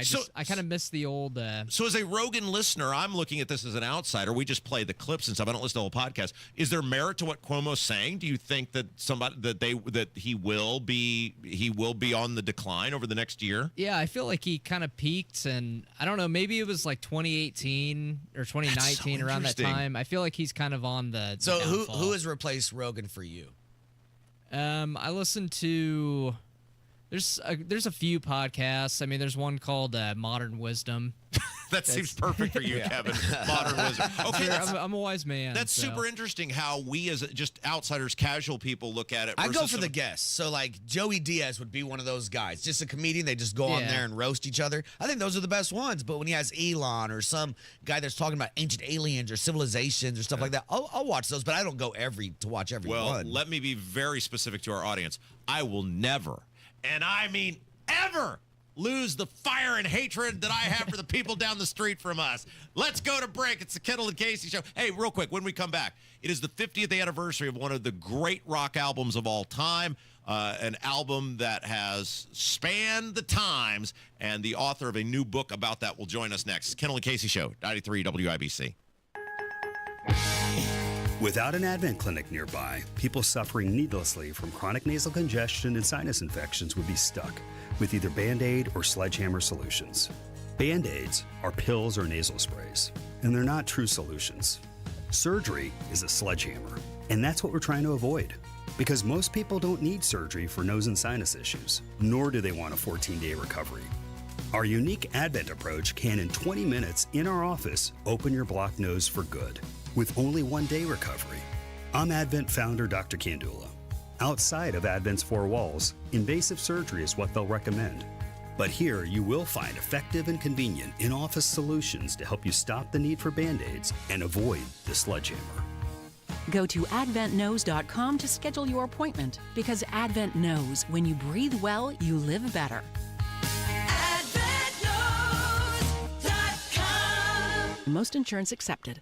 Are you nearly maxed out on your credit cards? It doesn't matter if you're using your credit cards for fun or to survive. At the end of the month, your statements come in, and you can either pay them or you can't. If you can't, late fees and interest rates get tacked on. And now you're struggling just to make the minimum payment due. Do you feel trapped? Am I talking to you? Good, because I personally researched some companies that can help you. They may be able to reduce your credit card balances by 50% and stop the late fees. If you qualify, please call our special debt hotline number right now for a complimentary free 5-minute consultation. Deal with your credit card problem now before it gets much worse and put more money back in your pocket. Trust me, I've been there too. Call right now. 800-948-1659. 800-948-1659. 800-948-1659. That's 800-948-1659.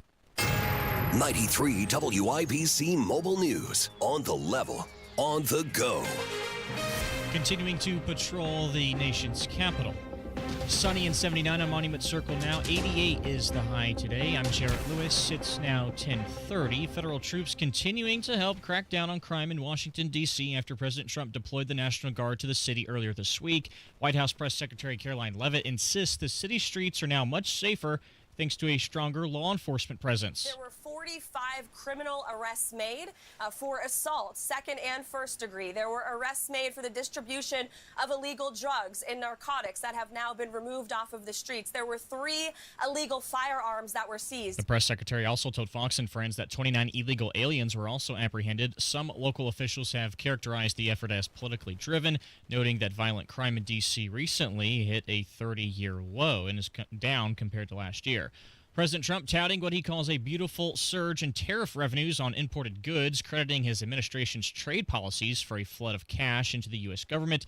Total tariff revenues have reached over $154 billion since the president took office. I've been saying that I think we can take in $300 billion, and as the Treasury Secretary, I like to be conservative, but there's a chance that I'm going to have to substantially upgrade that number. Scott Bessent on Fox Business's Mornings with Maria. A mother, father, and child are dead after heavy rain flooded parts of Tennessee and forced a tree to fall on top of their car. Tuesday was Chattanooga's second wettest day on record, according to the National Weather Service.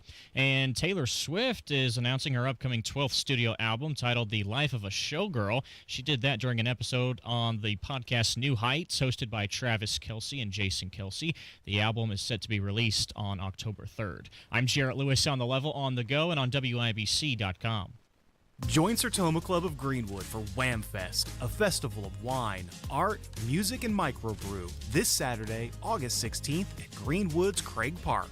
Wham Fest. Wine, art, music, microbrew, and food. Enjoy Phil Pearl, Jai Baker Trio, That 90s Band, and the Spasmatics at Wham Fest, noon to 8:30 p.m. this Saturday, August 16th at Craig Park in Greenwood. Tickets and more at whamfest.com. Presented by the Ray Skillman Automotive Group. Hey guys, you know, it's Thursday. Sunday's going to be here before you know it. And this Sunday, if you're looking for a new church home or even a first church home, check out the place we call home, Life Church. They make it super easy for you with campuses all across central Indiana, Noblesville, Fishers, Eagle Creek, and Pendleton. They've got awesome online services. Life Church is warm. They are welcoming. They would love the opportunity to meet and welcome you this Sunday. See what it's all about. You got nothing to lose, everything to gain. Learn more about them on the web, lifechurchin.com. An official message from Medicare. I turned 65 this year. I knew it was time to figure out Medicare, and I had questions, like when to enroll and how to enroll. So I went straight to the official source, Medicare.gov, to get the facts about Medicare. I found answers to all my questions, and I'm ready to get started. And so can you. Just go to Medicare.gov to get the real facts about Medicare. Paid for by the U.S. Department of Health and Human Services.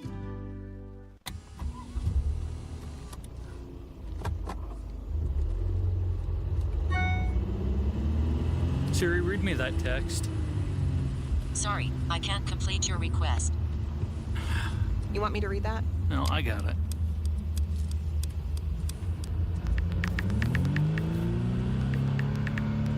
Construction zone. I see it.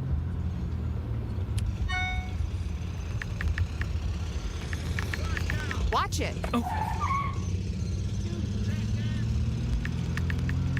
Oh my God. You're gonna hit him! Oh, fuck! When driving in a construction zone, be smart, be alert, be in the zone. This is Brian Short, business manager for the Indiana Laborers District Council. Everyone deserves a safe place to work. Do your part in the cone zone. Slow down, save lives. We're all in this together. A message from Indiana's District Council of Laborers International Union of North America and affiliated locals.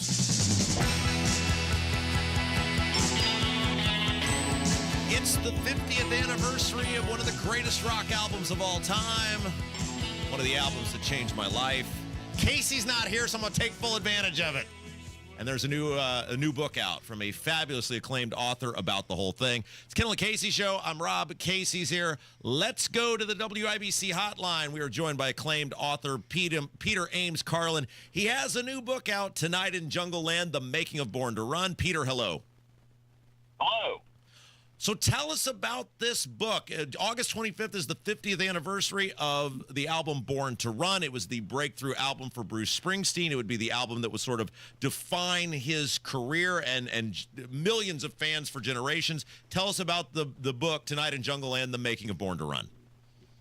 Yeah, well, I think at this point, after so many years, it's hard to remember that there was a time when Bruce Springsteen wasn't really famous, and B, there wasn't really a sense that he was ever going to break through and really be able to communicate with a big audience.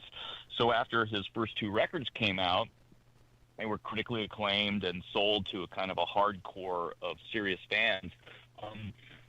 Columbia Records, his record label, said, listen, we're not making any money here, and if you don't start recording music that sounds like it could theoretically get played on the radio, we're just going to let you go. We can't afford to do this anymore. So they gave him just enough money to record one song, which became Born to Run, the title track to the album. But with that charge of if this sounds like it could get on the radio, we'll give you enough money to make the rest of your album. But for now, we're just going to take it one step at a time. And so essentially what Bruce figured out how to do was to distill the ideas and feelings that he'd been having into songs that became, the model of what we know now of as, these explosive rock and roll songs we think of as Bruce Springsteen songs. Peter Ames Carlin is our guest. His new book is out tonight in Jungleland, The Making of Born to Run, August 25th, the 50th anniversary. I think about hearing that album for the first time in my late teens, and to me, it was like, this is how adulthood ought to be. And I know it's not how adulthood ended up, but those characters, Peter, they really were people looking forward. They were young people. It was optimistic, and they sort of became the characters that he would follow the rest of his career that made him so popular with the fans. Yeah, and they were avatars for people that he had grown up with. Bruce came from a very, a working class sort of blue collar town in central New Jersey. So, he grew up among people that were just, as he put it, not the people who changed the world, but the people who keep the planet spinning from day to day. And so how did they, what kind of life was there for you? You were a young kid in the mid-1970s. What did the world feel like? What was going on around you in America and in the town you were growing up in? And that feeling, those ambitions and frustrations and, the pain and the joy of just being young and alive were what drew him. Those were the ideas that drew him on to the songs on that album. And, and he captured those feelings so powerfully. These are songs that, half a century later are still as familiar to people as their own names. Thunder Road, Born to Run. Real quick, hey Peter, we're having a little trouble hearing you there. Your phone is breaking up there. Peter Ames Carlin is our guest. There you go. You sound much better now. That's much better. His book, Tonight in Jungleland, The Making of Born to Run. Real quick, Peter, talk about being in Bruce's orbit. You've been in it before. What is it like to be around him and the band? You had a previous book, author of the book Bruce. Talk about what it's like to be just rock stars in general and get information from those people. Well, they're interesting people, and they're often very, they're intense. Bruce is a very intense guy and very focused, but also very charismatic and fun, and he's an interesting guy. Let's put it that way, and very, very focused on his music and on the challenge of what it took to make all these records that we take for granted as like signposts on the road of our own lives over the last 3, 4, 5 decades or so. And Bruce is very, very focused on his work. He's very focused on how it affects people, and it's very important to him to feel like he is distilling something of ordinary life into his music. Hey, before we let you go, there's so much that's written about these guys, whether it's the Rolling Stones or the Beatles or Jimi Hendrix or, in this case, Bruce Springsteen. What new did you learn in this book? I get that's an iconic album, but what would people learn about someone of the magnitude of Bruce Springsteen in a book like this that they say, hey, I should go out and get this book? I think it's essentially you learn like what it takes to become a legendary, cultural figure like Bruce. It's like, it's not easy, right? It's not all glamorous. It's not all, spotlights and standing ovations. It's hours and hours and hours spent trying to learn how to play a guitar, and then hours spent trying to learn how to play in a band, and then hours and even more hours of being on the road, going from show to show and figuring out what it takes to break through and get people's attention. It's a lot of hard work. It's a lot of repetitive labor, and it just, goes on and on and on, and you never know where you're going to end up. But for Bruce, what mattered to him and to the people in his songs is daring, having the guts to hit the road and give it a try. The book, Tonight in Jungleland, The Making of Born to Run. Peter, where can people get the book? It's available everywhere books are sold, and you can always look for it. There'll be links aplenty on my own website, which is peteramescarlin.com. Very good. We're planning a big party August the 25th. We've got Kevin ready to go. Peter, thanks for filling us in a little bit about this incredible album and this great book. My pleasure. Thank you. Yeah, it's Kendall Casey Show, 93 WIBC. Coming up on Tony Katz today, the corruption and the lies from the Obama administration about Russia. It just keeps getting worse. That's after the news at noon on 93 WIBC. When it comes to retirement, it's not just what you've saved, it's what you keep that matters. Howard Bailey Financial invites you to join our free educational event featuring nationally recognized IRA expert and CPA Ed Slott, where he will focus on strategies to help reduce unnecessary taxes, avoid common mistakes, and plan smarter for the years ahead. This event is ideal for anyone in or nearing retirement who wants to make the most of what they've saved. Reserve your spot at the Forum in Fishers on Thursday, September 11th by calling or texting ED to 888-262-1104. Space is limited, so reserve your spot today by calling or texting ED to 888-262-1104.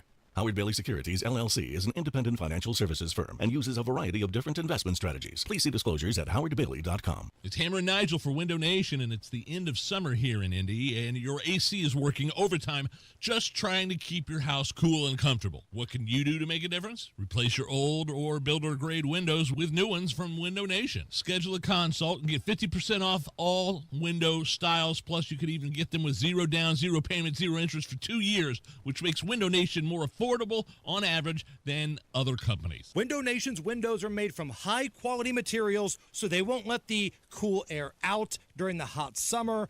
They're so good, they're backed with a lifetime warranty, and they can install them in 1 day or less. With an A-plus rating from the Better Business Bureau and over 3 million windows installed, you can trust Window Nation for quality and service.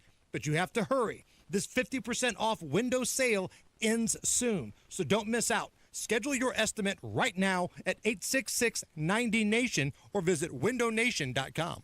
Fostech is the family-owned business that makes incredible firearms right here in Indiana. Fostech, created by 2 career firefighters and 1 U.S. Air Force veteran, they create special, unique firearms. American craftsmanship meeting cutting-edge technology. Their Origin 12 shotgun is the envy of the industry, and all their products are designed, machined, assembled, and tested right here in Indiana. Follow Fostech on Facebook and Instagram at Fostech_INC. Find a dealer near you or visit Fostech.com. That's Fostech. Fostech.com. Use promo code WIBC for 10% off your order.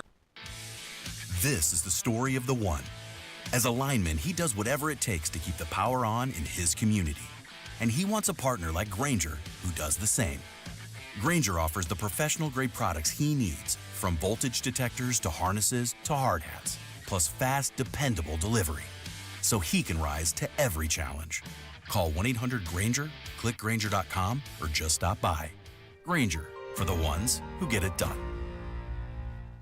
Grown-ups, don't go back to school. Go forward through school into your future as an IT professional. Whether you're starting out, switching careers, or a veteran ready for change, My Computer Career can help you get into IT in just a few short months with no prior experience. So take the free career evaluation now at mycomputercareer.edu. Your rewarding career in IT awaits. That's mycomputercareer.edu. An Elite CompTIA certification partner. Financial aid is available to those who qualify, including the VA benefits.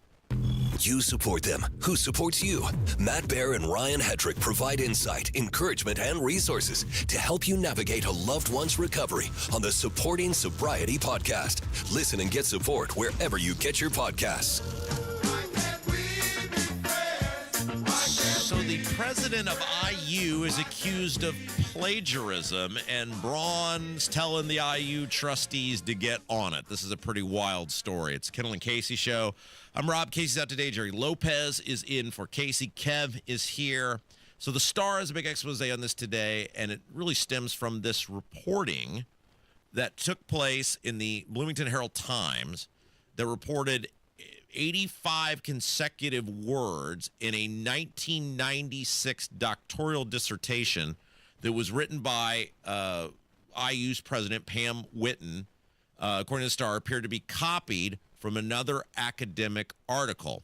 Now, she had previously been accused of plagiarism. The investigation on that said it found they couldn't find proof of wrongdoing, but this is now multiple times that this woman has been accused of plagiarism, and 85 words seems like a lot. That is a lot of words. But what year was that? This was 1996. We can't fire her for anything more recent? Like, we're going to go back to 96 and find, like, who... I don't want to be the person that says who cares because plagiarism is theft, right? But in the days of ChatGPT, who isn't just writing whatever they want? You're not going to catch these people anymore. Well, you know, it's interesting because when I first got in this business, someone I really admire told me, they said, plagiarism is the greatest form of flattery. And any person who's good in this business, you will find little bits and pieces of them in your stuff. Agreed. Right? Agreed. Like you will find. I've pulled stuff from all of you guys and kind of like try to make it my own. You do, and that's what every person does. Every person has 3 or 4 people that when you hear them, you're basically hearing the best of. It's natural, right? Yeah. What you grew up listening to, or you listen to as an adult, it forms your worldview, whatever. But there's a difference between that and just straight up stealing people's. Like if someone's writing style inspired you, or someone's train of thought inspired you. That's one thing. But if I just do your whole segment and you give your ideas as my own. That's right. 85 words is a lot. That's not like you stole 2 great sentences. Yeah, I wonder how many lines that would be on a Word document. How many, like 2, 3, 4? Yeah. I mean, I don't know how many exactly words that is. But so now Braun, Governor Mike Braun, has ordered the IU trustees that they'll conduct some sort of investigation, and as he said, they will respond, quote, right away if allegations of plagiarism are proven to be correct. Look, I use a mess. And it doesn't matter because now they let Braun appoint all the trustees now. They took all that away from the ability of alumni to vote, et cetera. It doesn't matter. It appears just that whole university structure is a complete mess, especially compared to the praise and relative stability associated with Purdue. Yeah. I mean, that's what's amazing, right?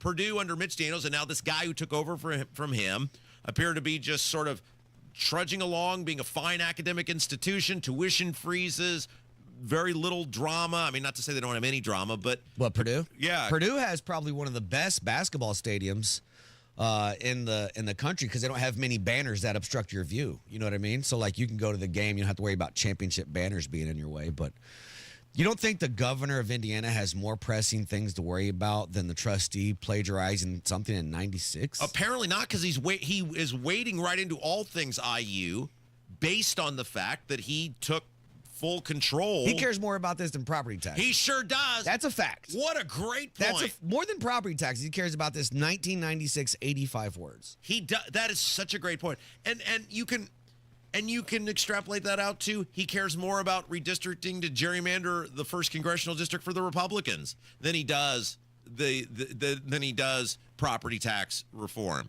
That's such a great point. I'm going to steal that, but I'll give you credit. You don't have to. I'll just say you plagiarized.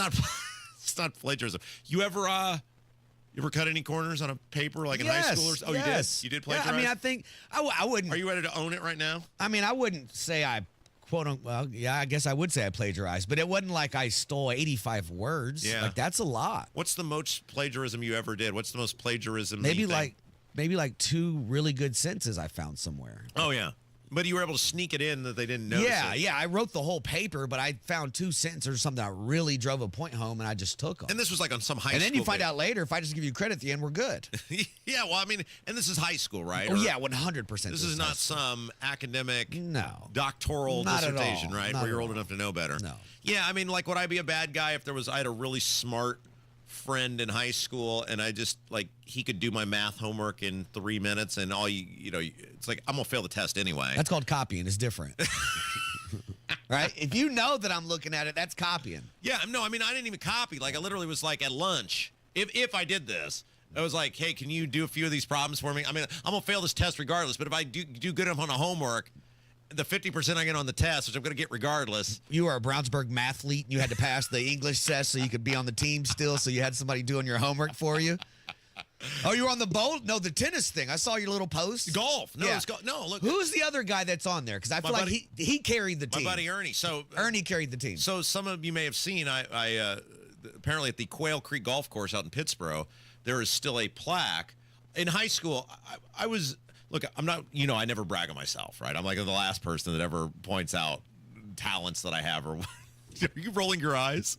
I just want to see where this is going. I used to be a fairly decent golfer when I had time to play quite a bit, especially as a teenager in my early 20s. And I did take home against grown-ass men the Brownsburg Christian Church Golf League championship. With Ernie. With Ernie as my partner. And then there's a plaque in the pro shop still with our names on it. I thank you for noticing. Yeah. I really appreciate that. That did numbers. Yeah. 3 years in a row. What kid in his teens is winning against grown men? I mean, it's Tiger-esque, right? Yeah. I'm not saying it's worthy of a green You jacket. had your shining moment way early in life. But I'm saying, I was, I'm 16, 17. It's cool to go back and see it, right? That's pretty awesome. Well, it is. Somebody noticed it and sent it to me. Like, your name's on there. The corner of the Quail Creek Golf Course Pro Shop, there's my name.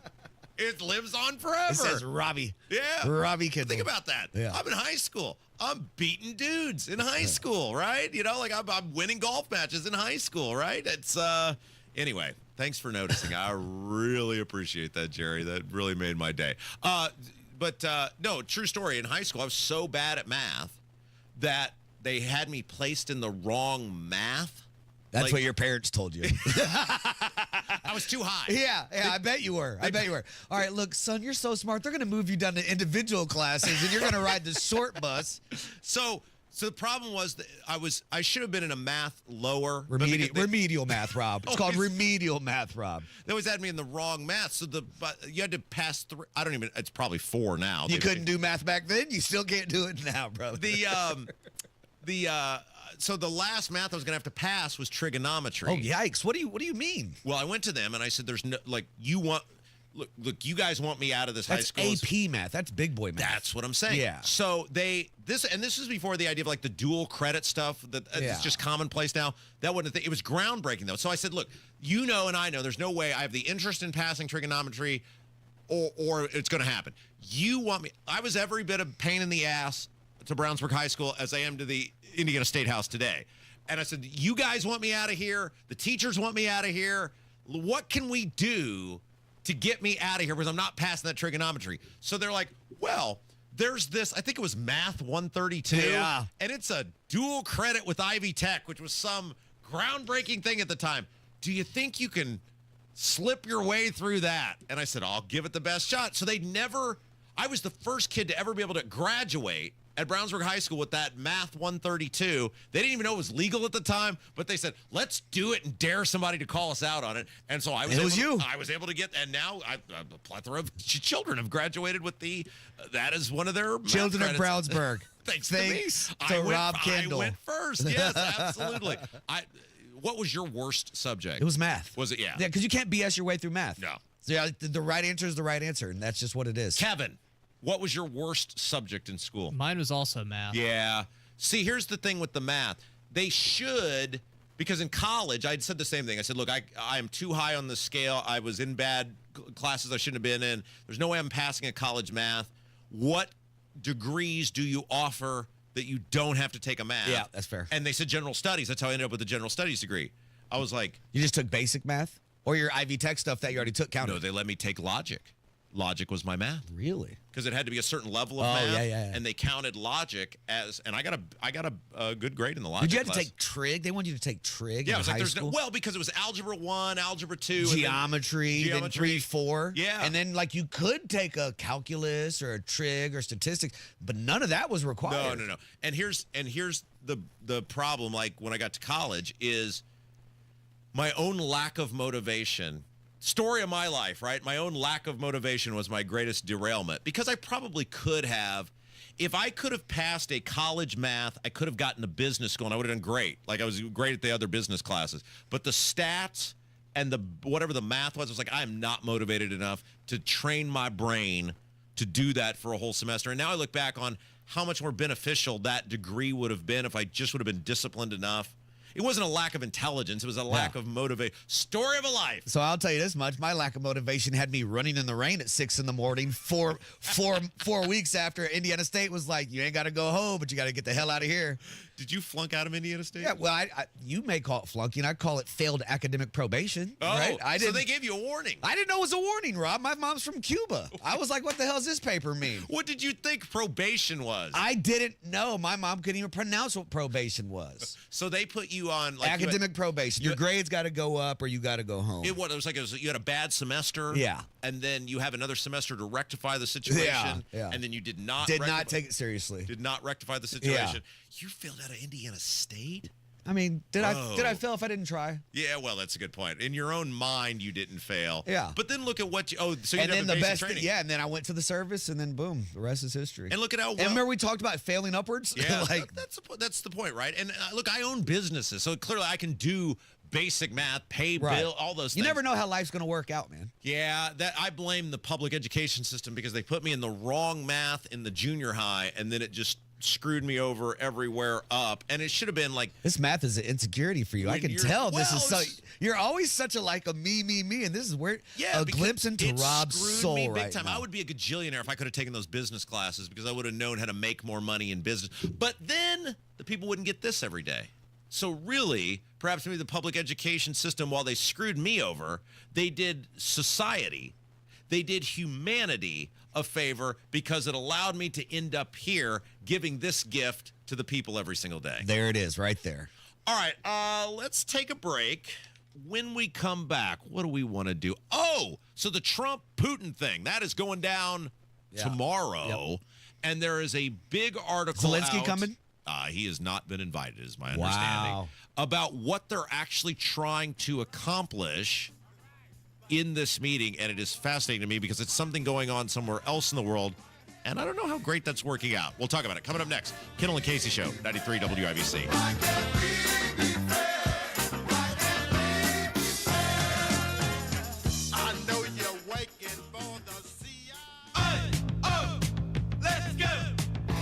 You're still glowing, flirting, grooving. You've still got it. But your immune system weakens as you age, making it harder to fight flu, pneumococcal pneumonia, RSV, and COVID-19. Vaccines are a key part of any health routine and help strengthen your immune response. Ask your doctor or pharmacist which vaccines you need. Schedule in minutes at vaxassist.com. Sponsored by Pfizer. Hilltop Hideaway, a premier Brown County log cabin on 5 wooded acres, has fall availability. August discounts too. HilltopHideawayLogCabin.com. Call today or go to bwindow.com and receive up to 50% off plus a free patio door. Because at B-Window, we mean business. It takes everyone in the community working together to create a brighter future. Give, advocate, volunteer, live united. Visit liveunited.org to learn how you can help. Coming up in 2 minutes from the Technology Recyclers Studios, the response from IMPD Chief Chris Bailey to this morning's police chief and officer-involved shooting. A change in plans from city leaders on the homeless encampment in Fountain Square. Is there a new deadline to clear the area? And which local child care facility is now under an investigation? Those stories and more coming up. You're listening to 93 WIBC, WIBC HD1 Indianapolis. It's 11 o'clock. Can he get Russian leader Vladimir Putin to stop the war in Ukraine? I'm Dave Anthony, Fox News. As Putin knows, I'm the toughest one that he's ever had to deal with. He's never had to deal with anybody like me. President Trump, the day before their summit in Alaska. He really, I believe now, he's convinced that he's going to make a deal. He's going to make a deal. I think he's going to, and we're going to find out. I'm going to know very quickly. Telling Fox's Brian Kilmeade radio show if there's no deal, and there's a 25% chance of that, he'll call it a disgrace and fly home. But if there is progress with Putin on a ceasefire agreement... I'm going to be calling up President Zelensky, and let's get him over to wherever we're going to meet. I don't know where we're going to have the second meeting. Ukraine's president won't be at the Alaska summit. He's in London today, touting a new prisoner swap and new American weapons. Back to the president. He insists after federalizing Washington, D.C. police and calling in hundreds of National Guard troops and federal agents that crime is worse than ever in the capital, countering D.C. leaders who say violent crime is way down. They fired or something happened to the person that does the stats because they wanted him in this case, I think, to do stats which were much better in terms of crime. And they were changing crimes to, this kind of a crime, that kind of a crime doesn't get counted anymore and all that. So you don't believe those stats? It's actually worse. It's worse now than ever before. Now, the D.C. police chief just signed an executive order the president might not like, barring cops from inquiring about the immigration status of someone in custody or let federal agents question them. Officers also prohibited from giving the location of someone released to immigration agents. In Louisville, Kentucky, the second day of a manhunt for the shooter who killed a mom walking her daughter to a school bus stop. 2 days after a tamer than expected inflation report on consumer prices last month, a much different update on wholesale inflation. It was expected up 0.2, came up 0.9%. Year over year, it is up 3.3% versus an estimate of up 2.5%. Fox Business Network's Maria Bartiromo, that annual rate of inflation almost a full point higher than June. America's listening to Fox News. 93 WIBC Mobile News. On the level, on the go. Searching for a suspect who fired shots at them.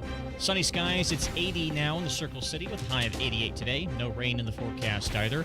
I'm Jarrett Lewis. It's 11:02. Shots fired at Indianapolis police this morning while they were searching for a person following a reported dispute on the city's north side. It's another reminder, as I've said before, of the dangers that our officers put themselves in voluntarily on behalf of our community.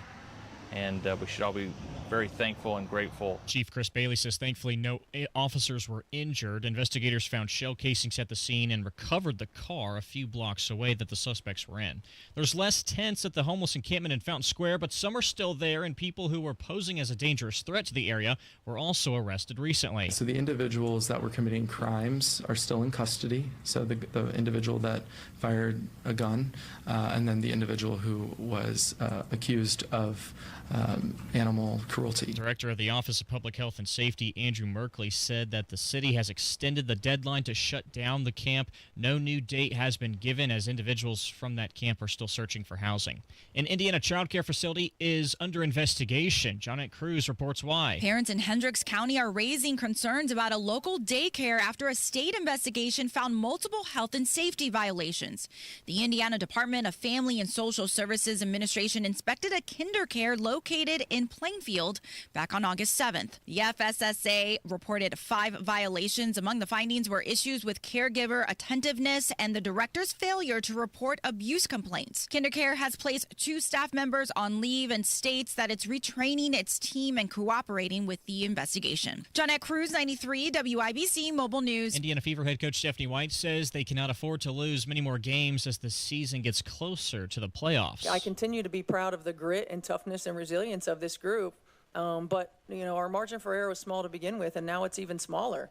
And everybody's hungry. The team lost to Dallas 2 nights ago and will have Washington on Friday. The Fever currently sit 3rd in the Eastern Conference. And the Colts are holding another joint practice with Green Bay this afternoon. The two will meet up at Lucas Oil Stadium Saturday for the second of 3 preseason games.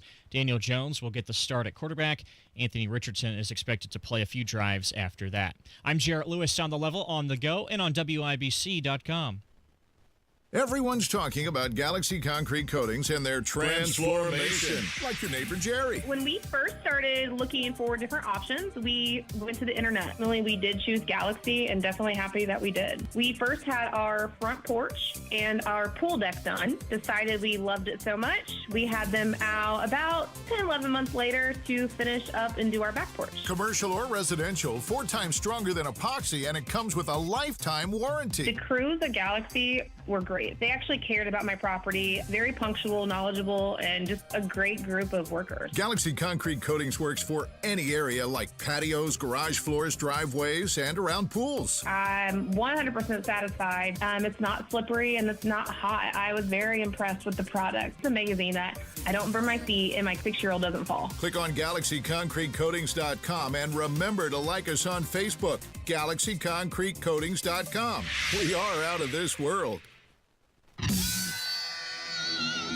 You're listening to Rob Kendall. When we talk about sending money somewhere, we're talking about printing the money because we have no money. And Casey Daniels. My government would never lie to me, would they? On 93 WYPC. So Trump and Putin are getting ready to meet in Alaska, and what's going to happen will be very interesting. Let's delve into it. It's the Kendall and Casey show. I'm Rob. Casey's out today. Jerry Lopez, our old pal at Indy Spanglish on Twitter with us. In her place, Kev is here.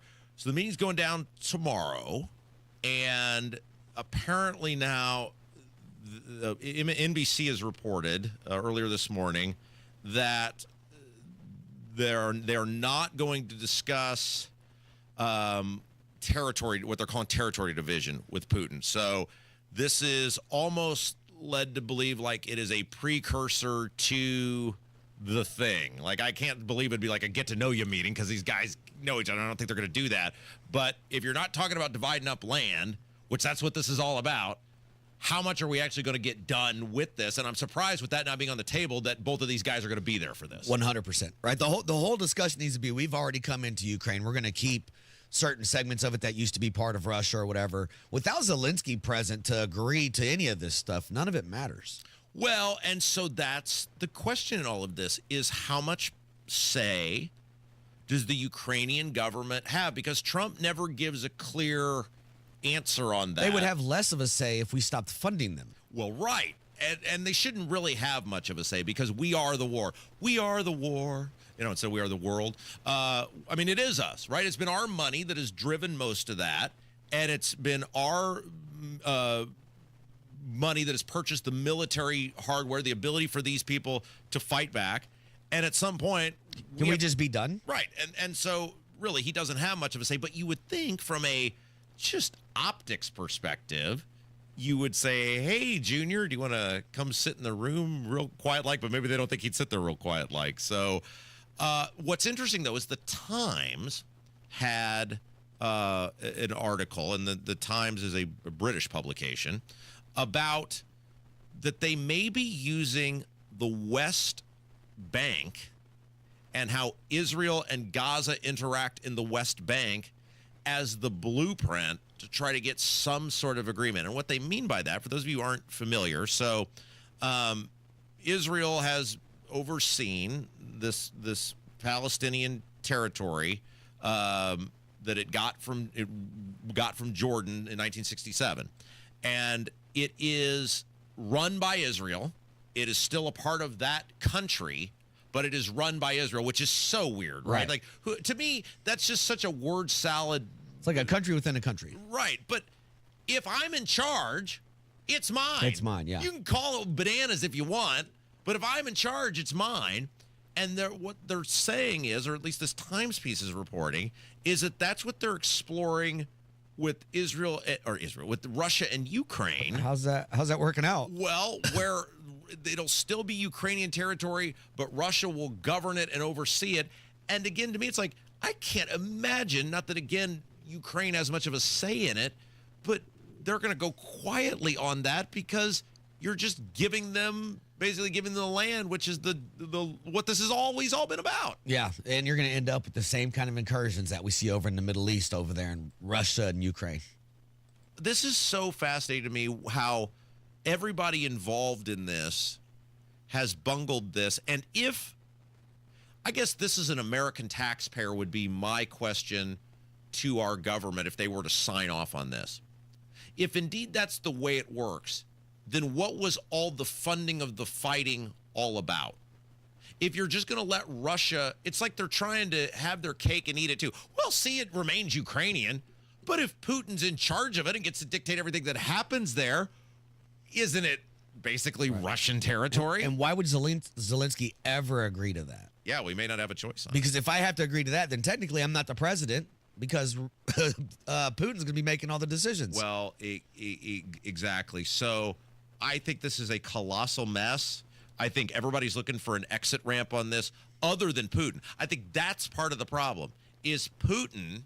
Putin knows he can win. Well, he just got to if you don't care about human life. Right, you can win anything, yeah. Right? He doesn't care. Oh, I got to lose 10,000 troops. Oh, this month, this year, whatever. He doesn't care. Yep. And so if you have no decency about you and you're engaged in a conflict funded by people who have decency and supporting people who have some level of decency, you're always in the driver's seat because he doesn't care if his economy suffers. He doesn't care if his people are hungry. He doesn't care about the quality of life. A great example of this would be, the Iraq or Afghanistan situations, right? We had a bigger military, bigger fighting force, could do all these things, but you just have all these people that aren't afraid to die and dictators that aren't afraid to let them go die. Were you deployed overseas? Yeah, I went to Iraq twice. That's right. Okay. Was it the most current engagement? We had so many over there. Come on, man. Yeah. Well, you ain't that old. What times when you went, did you feel like it was for something? While I was there, I did. You did? Yeah. So what years were you there? So I went to Iraq the first time in 2006, and then I came back for like 5 or 6 months, and I went again. So like 06 to 08-ish. So we were down the rabbit hole in Iraq then, in the sense of it was already a quagmire, it was already a mess, it was already the terrorists were in. Yeah. You weren't going there to stomp out Saddam Hussein. I was there with Saddam. So the Battle of Fallujah, I was with those Marines.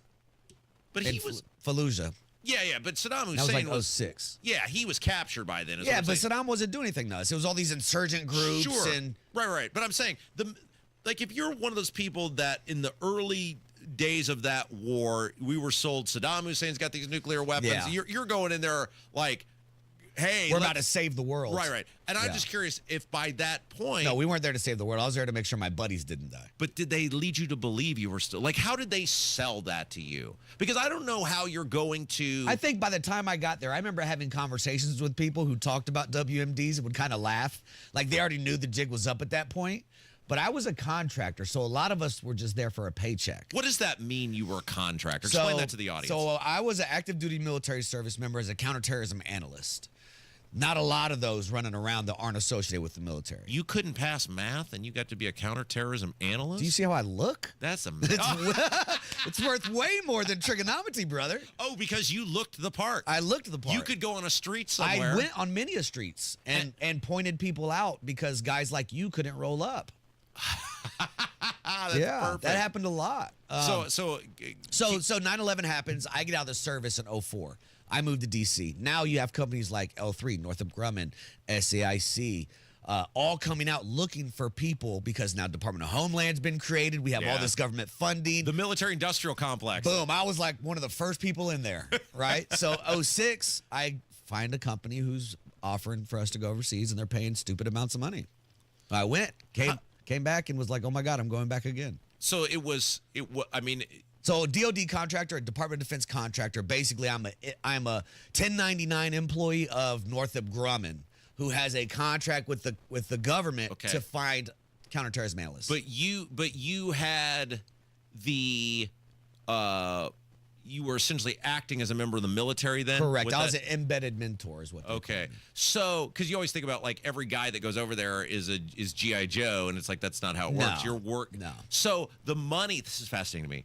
The money is so good that to you it's worth it. You're like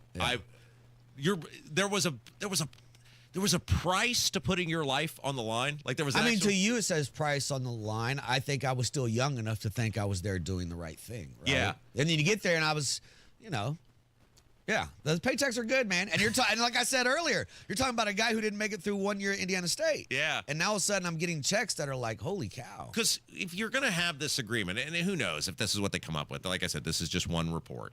But if you come up with this, you're going to have some police mechanism for this. And they're going to be contractors. Right. And so BlackRock. That's where it plays. Well, not BlackRock. What's the one that got in trouble? Which one? Didn't more of them get in trouble? In Iraq, yeah. Okay. So, you think of that. If you go, but like when you went, there was a financial component to you. Yeah. To what you were doing. So I was just going to say, like, if you go over there, if they ship you over there, you're going to be like, really, I'm going over there for this. But if the money's good enough and it's a contracted thing, what do they say? Money talks and BS walks. That's it. That's a fascinating conversation. Jerry Lopez is in for Casey today. It's Kendall Casey Show. I'm Rob. Kev is here. When we come back, beef hitting an all-time high. What's that tell us about the economy? It's not good. We'll talk about it coming up next. Kendall Casey Show, 93 WIBC. From red carpets to red states, actor Nick Searcy has seen it all. He starred in the FX TV show Justified and movies like The Fugitive and Castaway. But what he saw in Hollywood and Washington, D.C. changed everything. He'll join Tony Katz for one night of unfiltered stories, sharp insight, and a little bourbon on the side. From Hollywood to the heartland. Saturday, August 23rd at West Fork Whiskey Company. Brought to you by Premier Arms and Boer Remodeling. Tickets on sale now at WIPC.com. Hey, it's Big Joe for Absolute Comfort, your trusted independent American Standard Air dealer.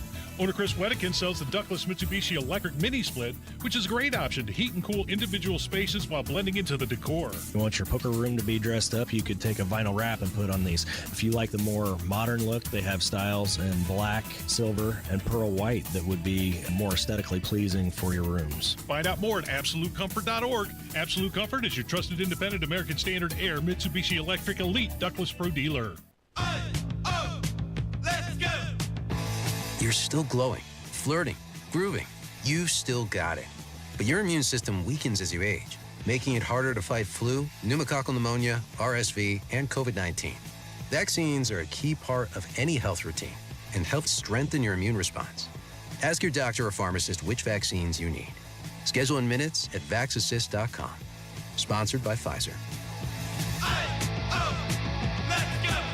Call today or go to bwindow.com and receive up to 50% off plus a free patio door.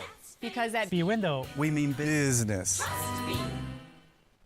We're here with a special guest, Jeff Jr., CEO of Trajan Wealth and filmmaker behind Retirement on the Brink. Jeff, welcome. Well, thanks, Matt. Thanks for having me. It's great to be here. Jeff, you've been in finance for a long time. Why make a movie? Well, after years of seeing people struggle, we needed better retirement education. And Retirement on the Brink, it offers real actionable insight. Well, it's a documentary that's resonating with folks. I know it did with me. Yeah, that's right. Real stories from real people as well as industry experts are featured in the film. Many of our listeners have their own financial stories. Jeff, what's the biggest takeaway from Retirement on the Brink? Well, retirement planning isn't just about numbers. It's about understanding your goals, creating a plan for the life that you want, and finding a trusted advisor to help. And I'll end by saying space is limited, so visit retirementonthebrink.com for VIP access and showtimes. Advisory services offered through Trajan Wealth, LLC, an SEC-registered investment advisor. Annuity guarantees are based on the claims-paying ability of the issuing insurance company. DBA in most states has Trajan Wealth Insurance Solutions.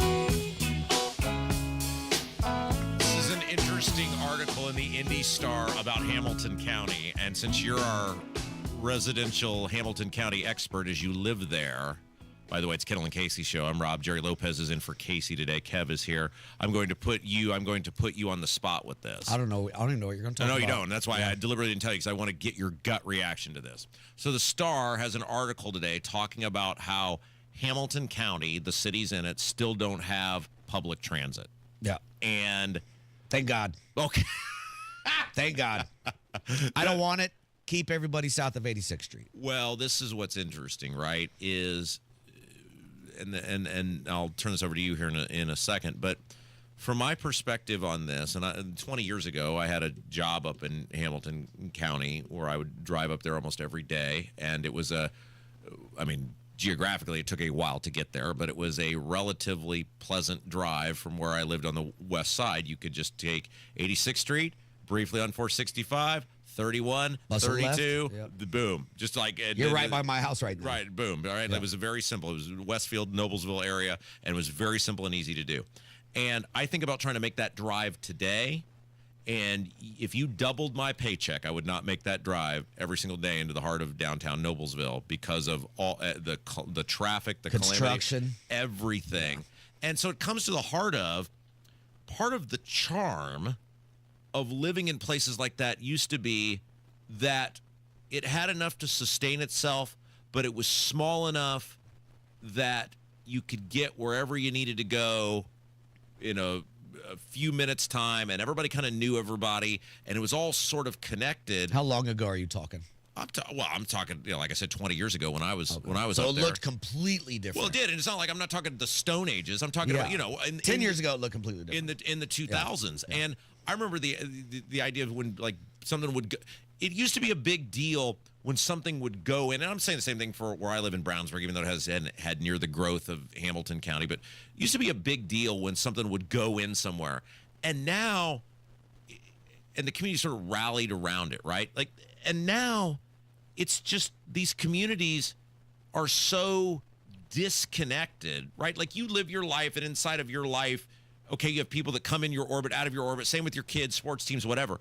But there's not the sense of connected community because it's so big. And quite frankly, the territory is so voluminous now that there is no sense of connection. Like when I lived in town, you knew every neighborhood growing up in the town of Brownsburg. You knew every neighborhood. And if your friends lived in a certain neighborhood, you sort of knew their economic status, all of that stuff.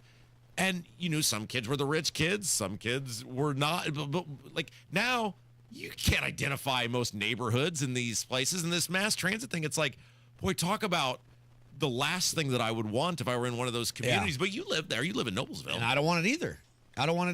Like, and to your point, so I moved to Westfield when I got back from the service. I graduated from Pike High School. My parents had moved from Pike to Carmel. I found out I couldn't afford Carmel after coming back from Iraq, so I moved to Westfield. But that's before 32 was built up. That's before even Spring Mill Road north of 146 was built up. Now it looks completely different. That was pre-Grand Park, right? And you look now and it's like all these business. We have a Sonic. I used to see the commercials, couldn't even eat there. But you have Sonic. It looks like Meridian is 32 now. Yeah. And to your point, you lose that sense of community. And that's one of the things that, as you get older, you recognize is that as these communities have brought all the stuff in, for lack of a better term, you have lost the sense of connection. And I think Noblesville is the one that hits really hard. One, because I used to work up there and I was up there all the time and I used to love that square and how now they're doing all these proposed traffic. They call them traffic calming. They're eliminating the cars, right? Yep. But it was the idea that you could go there and you knew all the people that were there on the square, even though I didn't live up there. A lot of those are still mom and pop places too, which is kind of cool. They are. But when you look at the Soviet block style apartments that are going up right there on the main drag, the Noblesville, unlike the rest of those places, it was sort of like, I'm trying to think of the word here without getting myself in trouble. Because I'm saying like it fit me perfectly. It didn't have the uppity feel. Noble-tucky. Or the Noble-tucky. Thank you. That's what we used to call it, Noble-tucky. Or the new age feel. It's not like that anymore. Yeah, it's not. It's gone. Yep. Right? It's gone. We went there last year or so for something, and it was just like, what has happened here? And look, I don't live there, so I don't have a say in it, but it's like, if you had, and we got a whole bunch of... I think they're trying to get younger is what it looks like. Everybody's trying to bring in these young workers, the young dorm-style apartments, trying to bring in these... and I don't know how much of this is based off of us doing Intel centers or data centers, and now you're going to have a younger 25... People like Kevin are moving into the city. You need to offer them something different, maybe. Yeah, that's interesting because we had a bunch of... There was some event going on in Noblesville that we were talking about, and we had a whole bunch of people who sent emails saying the same thing. Either they had left or they were leaving, and they were like towny lifer people, and they said, I just can't afford to live here anymore. It is not the place I grew up with anymore. It's not. And it's really sad when if you're a towny lifer with one of these places, you've had some stake, you've had some role in making that a place people want to come, and it all changes in front of you. And the thing that it was that you helped make it a reason people wanted to be there, it's all gone away, and you just got to sit there and watch it. Well, and you're priced out, too. Yeah. It's like, I saw this yesterday. When I was a kid in Brownsburg, the epicenter of town, when it was a small downtown, was Meisel's Barbershop. And Huey Meisel ran and owned Meisel's Barbershop. That guy could have run for if we'd had a mayor, the mayor of Brownsburg, and he would have been elected. Like the whole epicenter, there was a drugstore, an old-timey drugstore right next to it, an old-timey restaurant. There was a badass saloon around the corner. Same guys in there just chopping it up. Yeah. And that barbershop, Huey Meisel and Meisel's Barbershop, was the epicenter of town, and everybody knew it. And it was the rallying place for the town. He passed away. I got notice that he had passed away the other day. And I was thinking, like, if this had been even 20 years ago, they would have done one of those funerals like the mafia where they carried the casket down the street. Part of the community. And it's like, you got to get informed from somebody else now that it happens. And when you lose the sense of community and small town feel, the legends that make that place special and the legendary status that they have somewhat go with them. And unless they put a plaque up, baby, and you can come back 16 years later. Yeah. And the legend of Robbie Kendall still lives on. But I think about a guy like that who literally he started that barbershop in 1967 in that same spot and cut literally generations of hair. And when you grow to the point, even though there are people who will stay connected to the small town, the connectivity of the small town goes away, if that makes sense. It does, but then I will come back to you and go, the connectivity of all of us have gone away with the advent of social media. Yeah, you're right, 100%. Now the community is, the whole ecosystem versus just your town. Yeah. It's like I was, there was a documentary, or not documentary, but TMZ put out a thing the other night on Fox on the life of Hulk Hogan. Mm-hmm. And they're showing all these, they're interviewing people, and they interviewed Vince McMahon and a bunch of other people about Hulk Hogan, but they're showing these old wrestling clips. And one of the things you notice in these older wrestling clips, and I'm not even talking about from the 80s, I'm talking about the stuff in the 90s and the 2000s, nobody has a phone out. Yeah. Everybody's engaged in the thing. We're all present. Yeah. Everybody was engaged in the moment. They were holding their signs. They were cheering. Now you watch an event, and everybody's got their phone out. Everybody's filming the thing. People aren't engaged in the moment.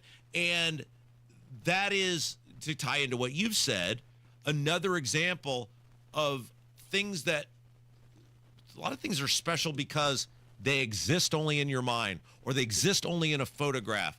And your mind is able to take control of that thing and what it was and what it represented. And it's special. That's a thing that's special to you. The memory is special to you. Or that photograph, that still shot that will live on forever tells that thing. And the photo almost becomes as big as the moment itself. And that has all gone away, too, because everything is broadcast on the internet now. Yep. And having hard photos is a thing of the past as well. Yeah. Well, not in my house, baby. We still print out photos. Dude, that's awesome. We still go photo books and stuff. Yeah. I miss those days. Absolutely. All right, we'll take a break. We will get to the price of beef when we come back. It's Kendall Casey Show, 93 WIBC. 93 WIBC Mobile News. On the level, on the go. A domestic incident leading to a chase and gunshots. I'm Jarrett Lewis. Here's what's trending at 11:30. Shots fired at Indianapolis police this morning while they were searching a person following a reported dispute. IMPD Assistant Chief Michael Wally. In the 400 block of West 28th Street, 2 people exited the vehicle and multiple shots were fired at the officers by at least one of the fleeing suspects, and one officer returned fire. The officer involved has 7 years of experience and is now on administrative leave while the incident is under review. The Office of Public Health and Safety in Indianapolis says they are still looking to house people from the Fountain Square encampment. The deadline to clear the area was scheduled for Monday, but it's now been extended with no new date set. And a state investigation is uncovering health and safety violations at a Plainfield KinderCare. The Indiana Department of Family and Social Services Administration found issues with caregiver attentiveness and a failure to report abuse complaints. I'm Jarrett Lewis on the level, on the go, and on WIBC.com. Greetings from R&R Agency, your Indiana health insurance pros, and a sincere thank you to our loyal customers for helping us to another record year. We recently saved a 62-year-old retiring couple over $800 monthly when compared to their COBRA offerings. We recently saved a family of 4 over $400 monthly when compared to their $7,500 deductible program on the ACA, and that's still Obamacare. We recently saved a small 4-man manufacturing company over $1,000 monthly and gave them better coverage. We feature coverages guaranteed to age 65, low out-of-pocket expenses, the largest networks in the country, and you can sign up anytime. If you are retiring early, self-employed, or need coverage for your small group, call us at 317-563-0868 or go to rragency.org. If you don't call us, we can't help you. What do you got to lose? Call us, 317-563-0868 or go to rragency.org. As always, God bless America, common sense government, and peace through strict. You're still glowing, flirting, grooving. You still got it. But your immune system weakens as you age, making it harder to fight flu, pneumococcal pneumonia, RSV, and COVID-19. Vaccines are a key part of any health routine and help strengthen your immune response. Ask your doctor or pharmacist which vaccines you need. Schedule in minutes at vaxassist.com. Sponsored by Pfizer. If Ernest Hemingway was alive today, would he say this to you? Shakespeare, Mark Twain, Edgar Allan Poe, all great writers. And after reading your book, I simply must add you to the list. Wait, you don't have a book yet, so make a free call to Page Publishing. Turn your book idea into publishing gold. 800-215-6818. 800-215-6818. That's 800-215-6818. Okay, we'll get to the price of beef in a minute, but first we got to laugh at this. And you said it's totally okay. Oh, yeah, all day. Are you ready to go off on this guy? I mean, you know, we'll do it. Jerry Lopez is in for Casey today. It's Kendall Casey Show. I'm Rob Kebbins here. So we did a segment ago. Somehow we got on your military service. Yep. We were talking about the proposed potential settlement that could be going on with with the Russia and Ukraine, and Putin and Trump are meeting tomorrow. And the Times had reported one of the possible agreements that is being explored is the idea of treating it the way Israel and Palestine treat their agreement, in which the area remains with Palestine, but it is overseen and run by Israel. And they're proposing that the Ukraine would technically still have the area in question that Putin desires, but it would be run and overseen by Russia. And then it branched off into a conversation about your military service and going over the need for contractors to backfill soldiers. Right. Yeah. So you were a member of the U.S. military, correct? Yeah, 4 years active duty. Yeah. And then you went overseas to Iraq as a contractor. That means I volunteered. I didn't have orders. Yeah. I chose to go on my own. But like some person in the YouTube, by the way, you can watch the program on YouTube. Just put Kendall and Casey into your YouTube search bar. Somebody said thank you for your service. Yeah. Because you did serve as a member of the U.S. military. Correct. And then some guy just started ripping on you because you were in Iraq as a contractor. Yeah. So that's Short Bus Mike, all right? Short Bus Mike in the YouTube chat. First of all, thank you for your service is universal to everybody that has served. I don't care if you're a reservist. I don't care if you're National Guard. In a country that has volunteer soldiers, thank you for your service. Right. I've never once said that I deployed as a soldier, ever. That's the reason my story is so different. I was an active duty soldier without a college degree that was a counterterrorism analyst, and 9/11 happens and I become the most important person in the country, and then I deployed overseas. Yeah, and I think you've told this story multiple 100 times. Yeah, but it's like you would have done whatever they told you to do. You were willing to do whatever.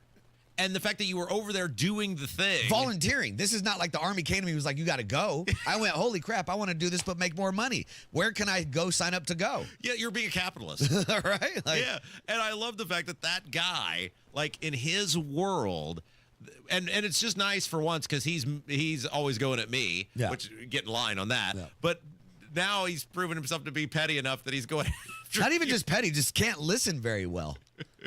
I don't understand. Mike, are you a military member or are you just a civilian on the sidelines talking trash? Yeah, I just thought that was funny. And thank you for your service, Jerry. Hey, I was just a contractor. Were you ever shot at? Yeah.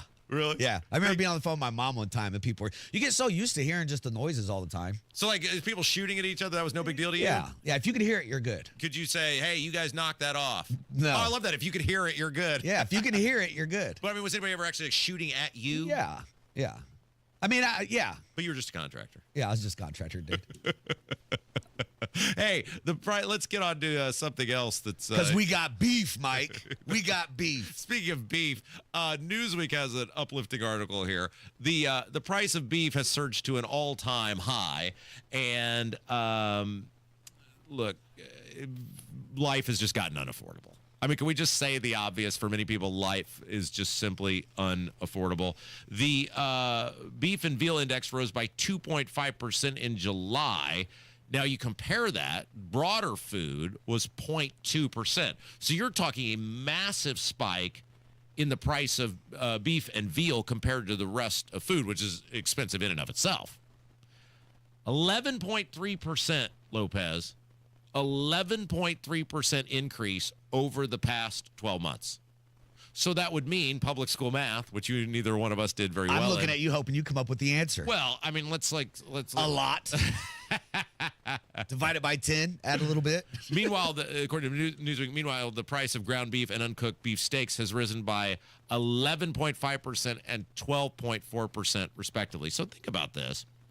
If you're going month over month and the price is, let's just say 10%. Let's just make it easy, right?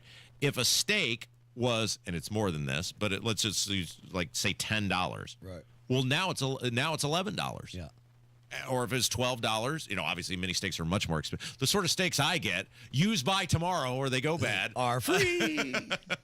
And look, you can just extrapolate this out to all corners of our society, where whether it's rent, whether it's clothing, whether it's food, as we're talking about you here. Just stop and grab lunch somewhere. It's $17. Yeah, but you did point out that the 4 for $10 on the Arby's. Somebody in the YouTube chat gave you that. Yeah, 4 for $10 is back at Arby's. I don't. And look, there's a variety of reasons that are playing into this. It's not that it's causing the inflation. One of the things is demand, which I guess that's a good thing, that people still are capable of eating. But who are these people that are capable of paying these crazy prices? I still got, just dawned on me, I've still got a gift certificate. I won the St. Elmo's shrimp eating contest at the women's NIT event. You identified as a woman, competed, kicked butt, got the prize? I was the celebrity rep on my team. Did I not we talk about this on air, I think, but it was probably with Casey. So the women's NIT basketball tournament was at Hinkle Fieldhouse. Okay.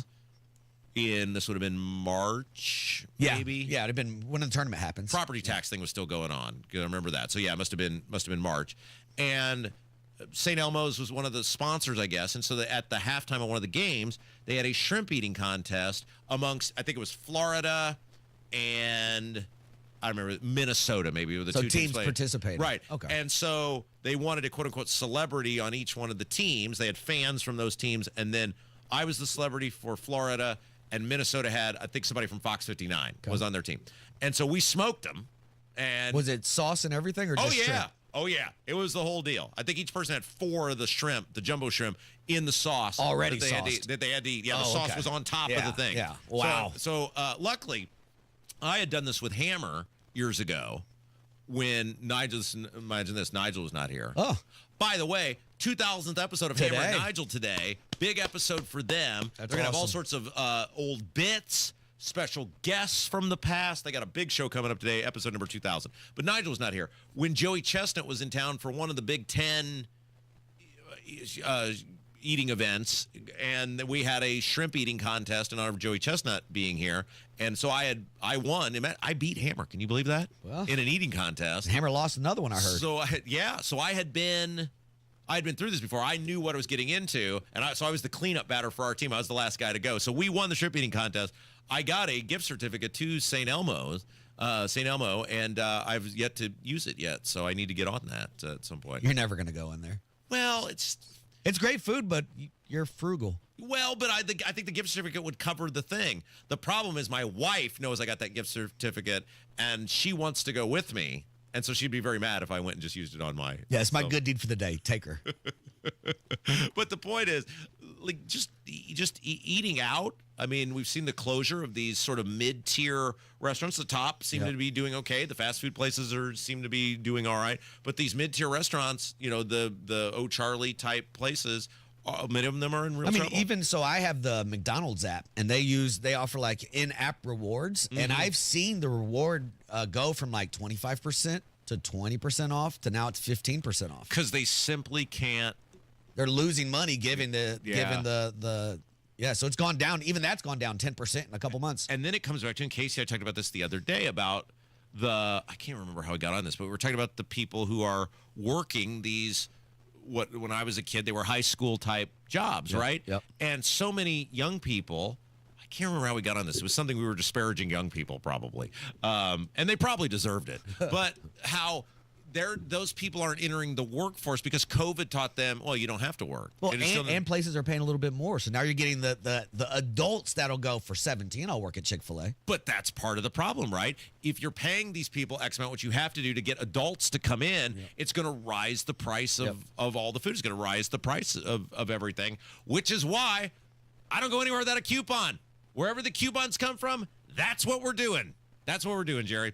All right, so beef, like everything else, getting extremely unaffordable. Hey, Politico had an interesting article. By the way, it's Kendall and Casey show. I'm Rob. Jerry Lopez is in for Casey today. Politico had an interesting article about how much money Doge has actually saved, or in this case, not saved.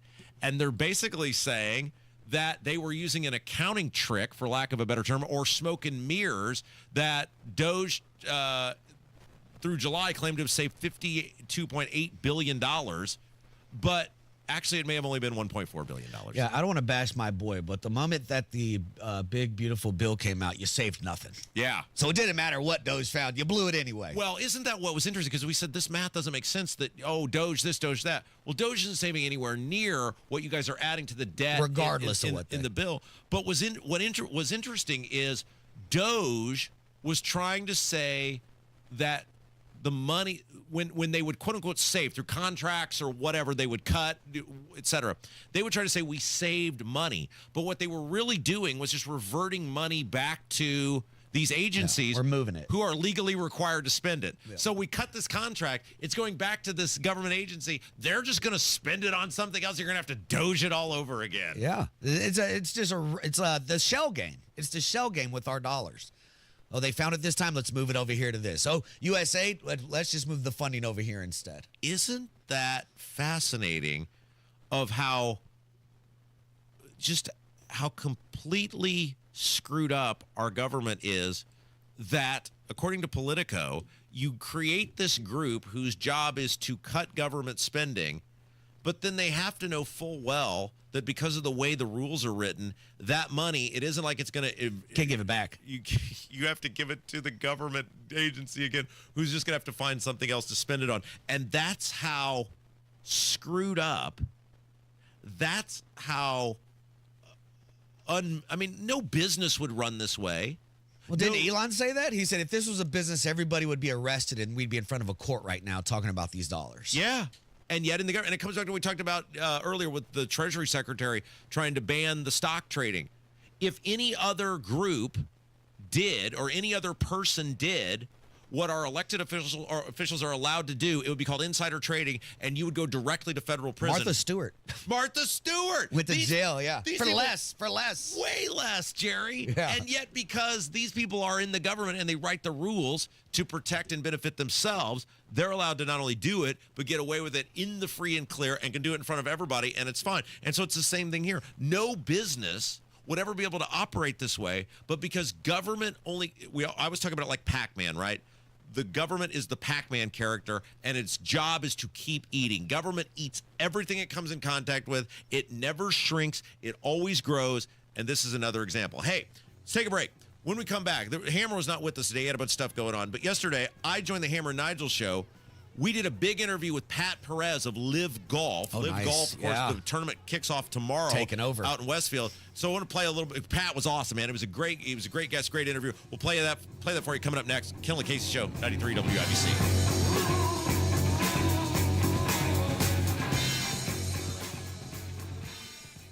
Hammer and Nigel show this afternoon. We are celebrating our 2000th Hammer and Nigel show. Nigel's been here for at least 300 of them, so we're going to have a good time this afternoon. Got to get to windownation.com right now to check out these incredible savings this month. Get 50% off all window styles, 0 down, 0 payments, 0 interest for 2 years.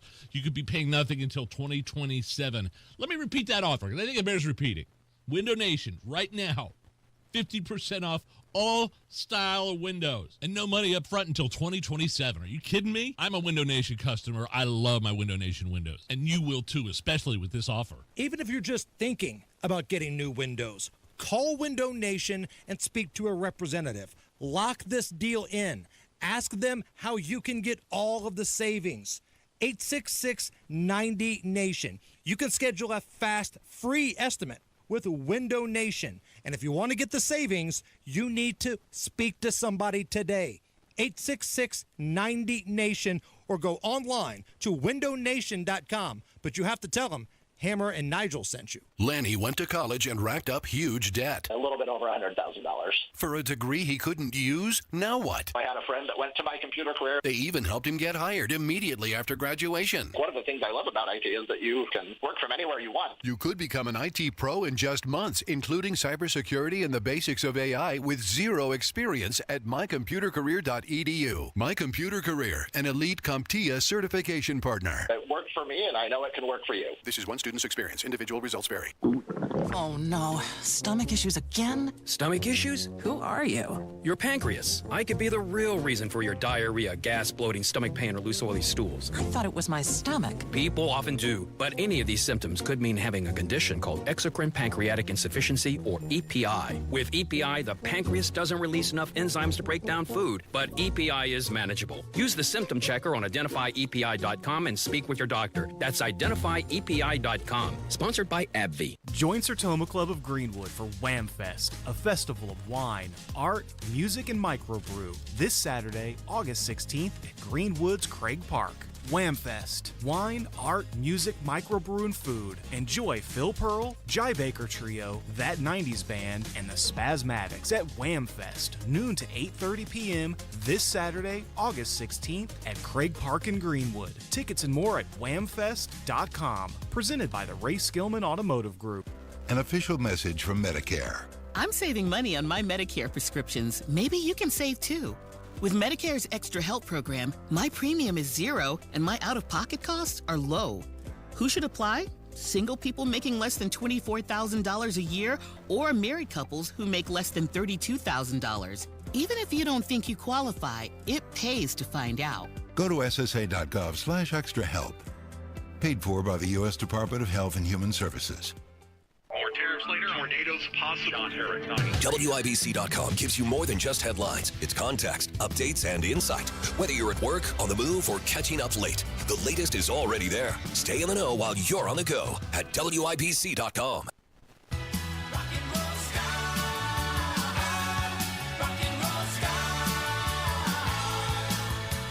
93 WIBC, it is the Kendall and Casey show. I'm Rob Casey's out today. Jerry Lopez is here. Going to wrap up the program today with a little something special for you. Yesterday, I hopped on the Hammer and Nigel show. You know, we do the Off the Rails segment every Thursday. Did a little something different yesterday, though. Of course, Live Golf is in town. They're going to be in Westfield this weekend. Chatham Hills, an incredible golf course. This tournament's getting all sorts of publicity.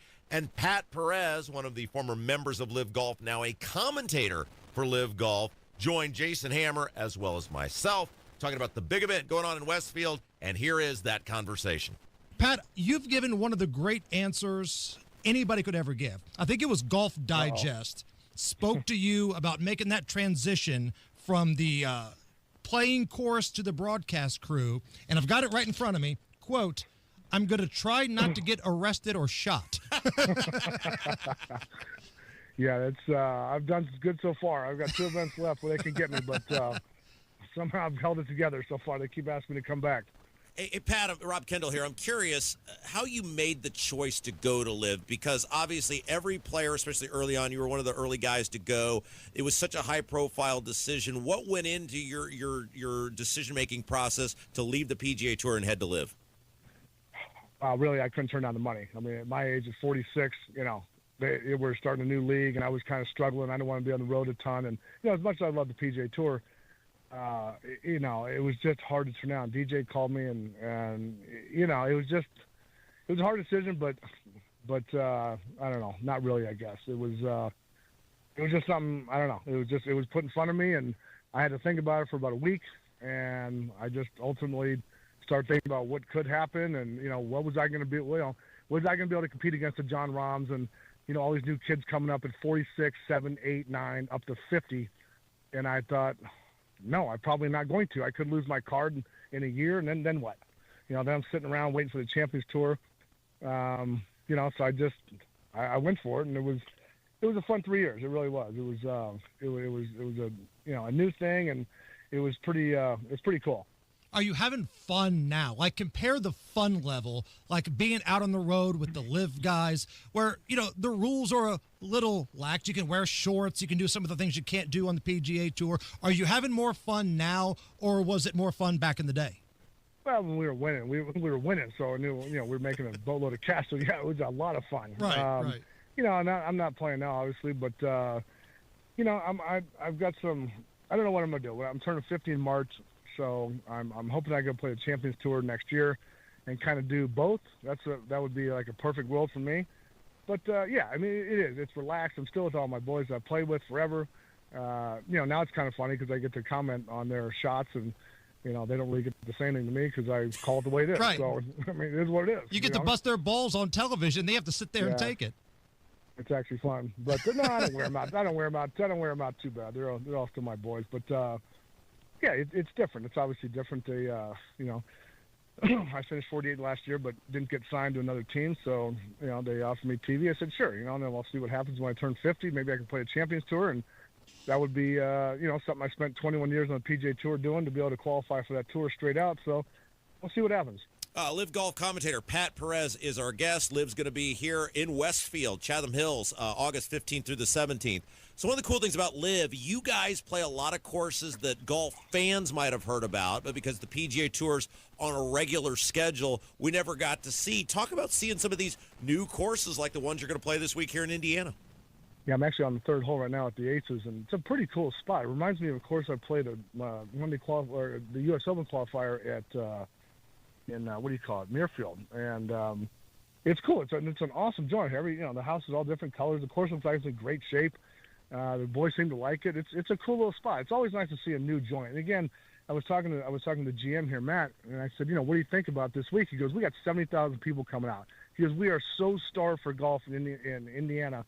Because the last time I was even here, I played Crooked Stick for the BMW. Yeah. So the fans are ready. As you guys know better than anybody, it's a huge sports town. We were downtown, yesterday checking out. We went to the zoo to check it out for a little bit with my son, and passed by Lucas Oil, and the Fever game was there last night. And it was the town's rocking. I mean, it's obviously a huge sports town, and with the Pacers this year was huge. So golf has just not been here enough, unfortunately. But I think it's going to be out, and they're going to be out heavy this year.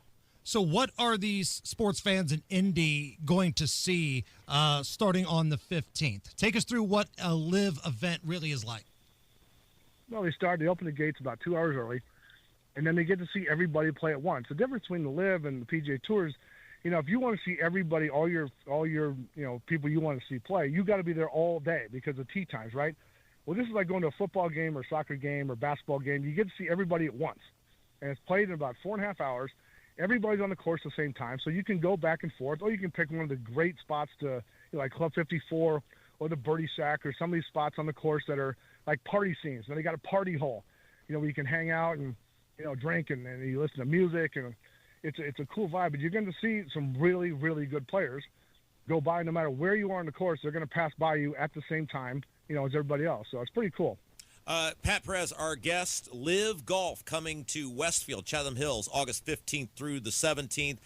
Okay, so tell us. I mean, there's a lot of big names. Obviously, you got Rahm, you got Cam Smith, Mickelson. I mean, some huge Dustin Johnson, Brooks, DJ. Yeah, that's right. But I think the biggest known quantity Live has is Bryson DeChambeau. Talk 100%. about watching that guy hit a drive and what that experience is like. Knowing Bryce as long as I have, 'cause I met him when he came out, when he was small and scrawny and, didn't hit it a mile, and he was more of a tactical type of player. And now the tactics are a little different, but now his tactic is just hit it as far as he can, get it near the green, like he did at Wingfoot, and win. But he's just kind of transformed himself. But to watch him as a driver is just amazing. I'm telling you. But I'm telling you, this new kid that we got, this Josele Ballester, who lost in the playoff last week with Rahm and Dean Birdmeister, this kid hits it a mile. I'm telling you. I think his numbers are actually faster than Bryson's. So if you're coming out to watch this week, check for Josele Ballester. You will not believe how far this kid hits it. Hey, when you address people, do you end everything with, but what do I know? I just won 4 times on the PGA Tour. Well, that's one thing that at least I can give a little bit of knowledge because I played so long. But, I would kill to have played like these guys for longer because I would have had a much better career. But, but I grew up in the Tiger era, so nobody's ever going to beat him. But, it's cool to watch these guys, but I kind of learn, I'm learning things from these top players. I play with Rahm at home all the time at Silverleaf, so I get to see him, up close and personal all the time. But to see Bryson play all the time, and like Birdmeister, he played phenomenal last week, and it's kind of cool to see these guys. The kind of unsung guy, or the guy that nobody really talks about enough, is Tyrrell Hatton. He's played phenomenal this year, but it is really cool to watch Bryson play. I mean, the way he attacks and the lines he does, and all the stuff he puts into every single shot is like nothing I've ever seen. It's just a completely different process of how anybody else attacks the game. Hammer, you would love Tyrell Hatton. He swears all the time on the golf course. That's his MO. Oh, yeah. You'd love him. That's who I'm betting on. That's my guy. That's where my money's going this weekend. Then, damn it, I'm in. It's a good bet. It's a good bet. Hey, Pat, last thing here before we let you go. Pat Perez with us, Live Golf, coming to Chatham Hills. Best golf movie character. Not best golf movie, because that argument's played out. If you could be a golf character, is it Tim Cup? Is it Happy Gilmore? Is it the Smales kid picking his nose in Caddyshack? Give me a golf character that you think is awesome. I mean, the best one I've seen to date was JD in Happy Gilmore 2. He was so good now. He actually saved the movie. I mean, he was phenomenal in that movie. I mean, playing the kind of, I don't want to say bum, but the guy living in the garage, and he was awesome now. He was so good. But best character has got to be Judge Smales. I mean, just incredible. I mean, the guy is, just amazing. But I mean, honestly, in all honesty, it's Rodney Dangerfield, 100% Al Czervik. No better character in any golf movie of any time. Pat Perez, former player, now commentator for Live Golf. Big Live event going on in Westfield this weekend. That's going to be fascinating to see the turnout. And it's also going to be fascinating to see how Live remains a force in the game of golf. That's going to do it for us today. Thanks to Jerry for filling in. Kevin, thanks as always. And most importantly, thank you to you. Without you, there is no us. It's Kendall Casey Show. Stick around. Tony Katz coming up next, 93 WIBC.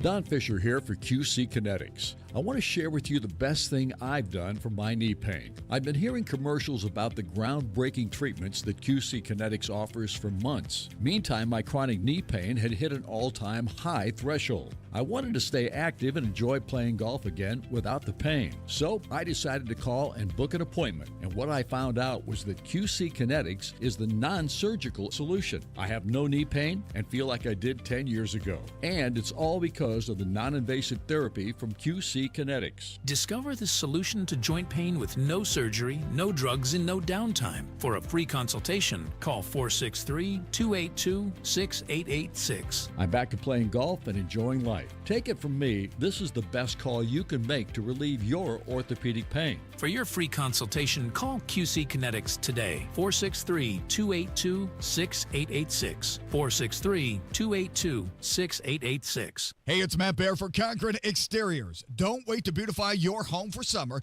for a fresh new look and increased home value. New siding by Concord Exteriors is the answer. From James Hardy fiber cement siding to a big array of vinyl siding colors and styles, the experienced pros at Concord have all the choices, plus a lifetime workmanship warranty and over 10,000 satisfied customers. For your free estimate, call Concord Exteriors at 317-ROOFING or visit ConkordExteriors.com. Tell them I sent you. Luxury awaits you at Tom Roush Lincoln & Fishers. Come see the full line of breathtaking Lincoln vehicles at Indiana's premier Lincoln dealership. From the moment you arrive at Tom Roush Lincoln, you'll know you've arrived. Shop over 200 new Lincolns in our state-of-the-art family-owned and operated dealership with no pressure. Just the award-winning service and respect you deserve, plus complimentary pickup and delivery for service. Luxury awaits you at Tom Roush Lincoln & Fishers. This is Joe Cordell of Cordell & Cordell. Serving in the military requires great sacrifices, not just for one's country, but also for one's family. Not surprisingly, divorce for soldiers is especially difficult, and it raises a number of challenges that are peculiar to military divorce, things such as deployments, relocation, retirement benefits. These issues can be complicated. So if you're a soldier facing such challenges, go to CordellCordell.com. 101 West Ohio, Indianapolis. CordellCordell.com. Call today or go to bwindow.com and receive up to 50% off plus a free patio door. Because at B-Window, we mean business. On the level, on the go. 93 WIBC Indianapolis. Coming up. Because of a certain relationship. Obviously, this person presents a clear and definitive danger. My suggestion is that you do the right thing and turn yourself in. Ken Eastwood says his office provides lots of free services, such as... This is the WIBC News at noon. President Trump says his meeting with Russia's president isn't a negotiation. Sunny skies over downtown Indianapolis, 80 degrees. We're going up to near 90 degrees today. I'm Ryan Hedrick. Here's what's trending at noon. When I came in, I realized, I said, this is a man that really wants the whole thing. And I think he does want the whole thing, and I think he has wanted the whole thing. On Fox News Radio's Brian Kilmeade show, President Trump says Vladimir Putin wanted to take over Ukraine, but he thinks Putin is second-guessing because of him. Because of a certain relationship that he has with me running this country. He really, I believe now, he's convinced that he's going to make a deal. And Trump is scheduled to meet with Putin tomorrow in Alaska. A search is underway for the person who police say shot and killed a mother Wednesday as she was dropping off her child at a bus stop in Louisville, Kentucky. Obviously, this person presents a clear and definitive danger to the community, and we want to make sure that he is taken into custody as soon as possible. And that is Police Chief Paul Humphrey speaking at a news conference alongside Mayor Craig Greenberg. I'm angry at the individual who killed this woman today. I'm angry at the two people who shot at the same bus stop last week. I'm angry that people still do this in 2025 in our city at bus stops. And Humphrey said the children who saw the shooting will be affected for the rest of their lives. Howard County prosecutors have again dropped murder charges against Kevin Maddox in the 2006 death of Chad Rouse, preventing any future charges. Howard County prosecutor Mark McCann said they are still pursuing the case. Our office is proceeding against a related defendant, that is Amber Brigham. So you have to keep in mind that the cases we have been trying involved in lately are cold cases. Both Maddox and Brigham were arrested in 23, 17 years after Rouse was killed. Back then, a witness told police that a man broke into a home to rob it, and Rouse struggled with him. During the fight, Rouse was shot and killed. Brigham was charged with planning a robbery that led to serious injury. In Indianapolis this morning, my suggestion is that you do the right thing and turn yourself in. Our officers will be relentless in their pursuit, not only of people who try to harm our officers, but those that commit harm in our community. IMPD Chief Chris Bailey speaking at a news conference just hours after one of his officers was shot at. He says the person involved was already wanted from an earlier incident on Wednesday. It's another reminder, as I've said before, of the dangers that our officers put themselves in voluntarily on behalf of our community, and we should all be very thankful and grateful. And police are still looking into this.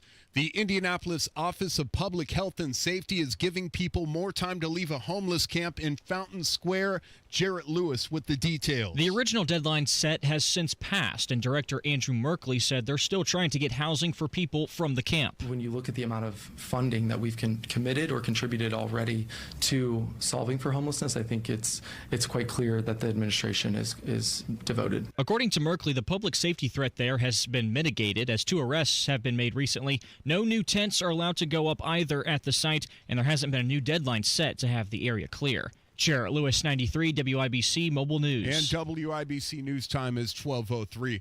When you hear child support, you might think of stress or conflict. John Herrick looks at the challenges it can create. This is a 93 WIBC News Spotlight. Getting child support to families in Indiana can be tricky at times. Boone County Prosecutor Ken Eastwood says his office provides lots of free services, such as determining paternity, calculating past due child support, and locating parents. The issue is actually getting the money from the parent that owes the money. That typically is where we run into problems. With many parents having to pick up side hustles in today's economy, that can create another hurdle. It's hard to determine what their true salaries are. We've got to do a lot of work, and some people don't give us that information readily, right? And if you're going to find a parent that needs to pay child support, Eastwood says there are creative ways to do it. Just like any law enforcement agency, we do have various databases that are available, even private databases that are available, where we can, track down information on a person and try to find them. There's companies that they can lean on too. There are companies out there that specialize in collecting information about people and putting it into a database, right? So you can kind of find, okay, well, we think they live here. We have investigators that can go out and do that type of work for us. August is Child Support Awareness Month, and Eastwood says prosecutors' offices all over the state provide similar services to his office. This has been a WIBC News Spotlight. I'm John Herrick. The Indianapolis Colts and the Green Bay Packers hit the field together this afternoon for joint practice. Joint practice is treated like a game day. The ones get a lot of the reps, so that's how I really evaluate myself, and obviously even each and every rep that I get out here. That's Indianapolis Colts defensive tackle DeForest Buckner. I mean, I take advantage of every opportunity that I get, and just try to do the best of what I can do, and within my craft and all that kind of stuff, and just continue to stack consistent days. And the Colts host the Packers on Saturday at 1 o'clock at Lucas Oil Stadium with Daniel Jones starting at quarterback. And Live Golf is coming to Westfield this weekend at the club at Chatham Hills. I'm Ryan Hedrick on The Level, on the go, and at WIBC.com.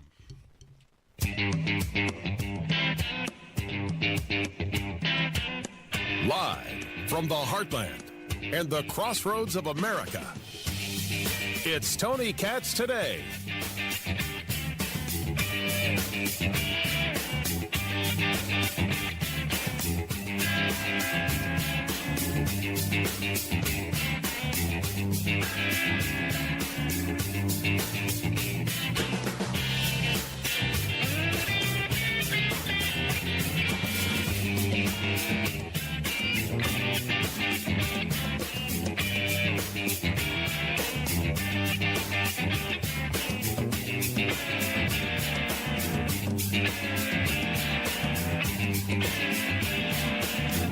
National intelligence yesterday and released publicly just moments ago is an exchange of emails initiated by Michael S.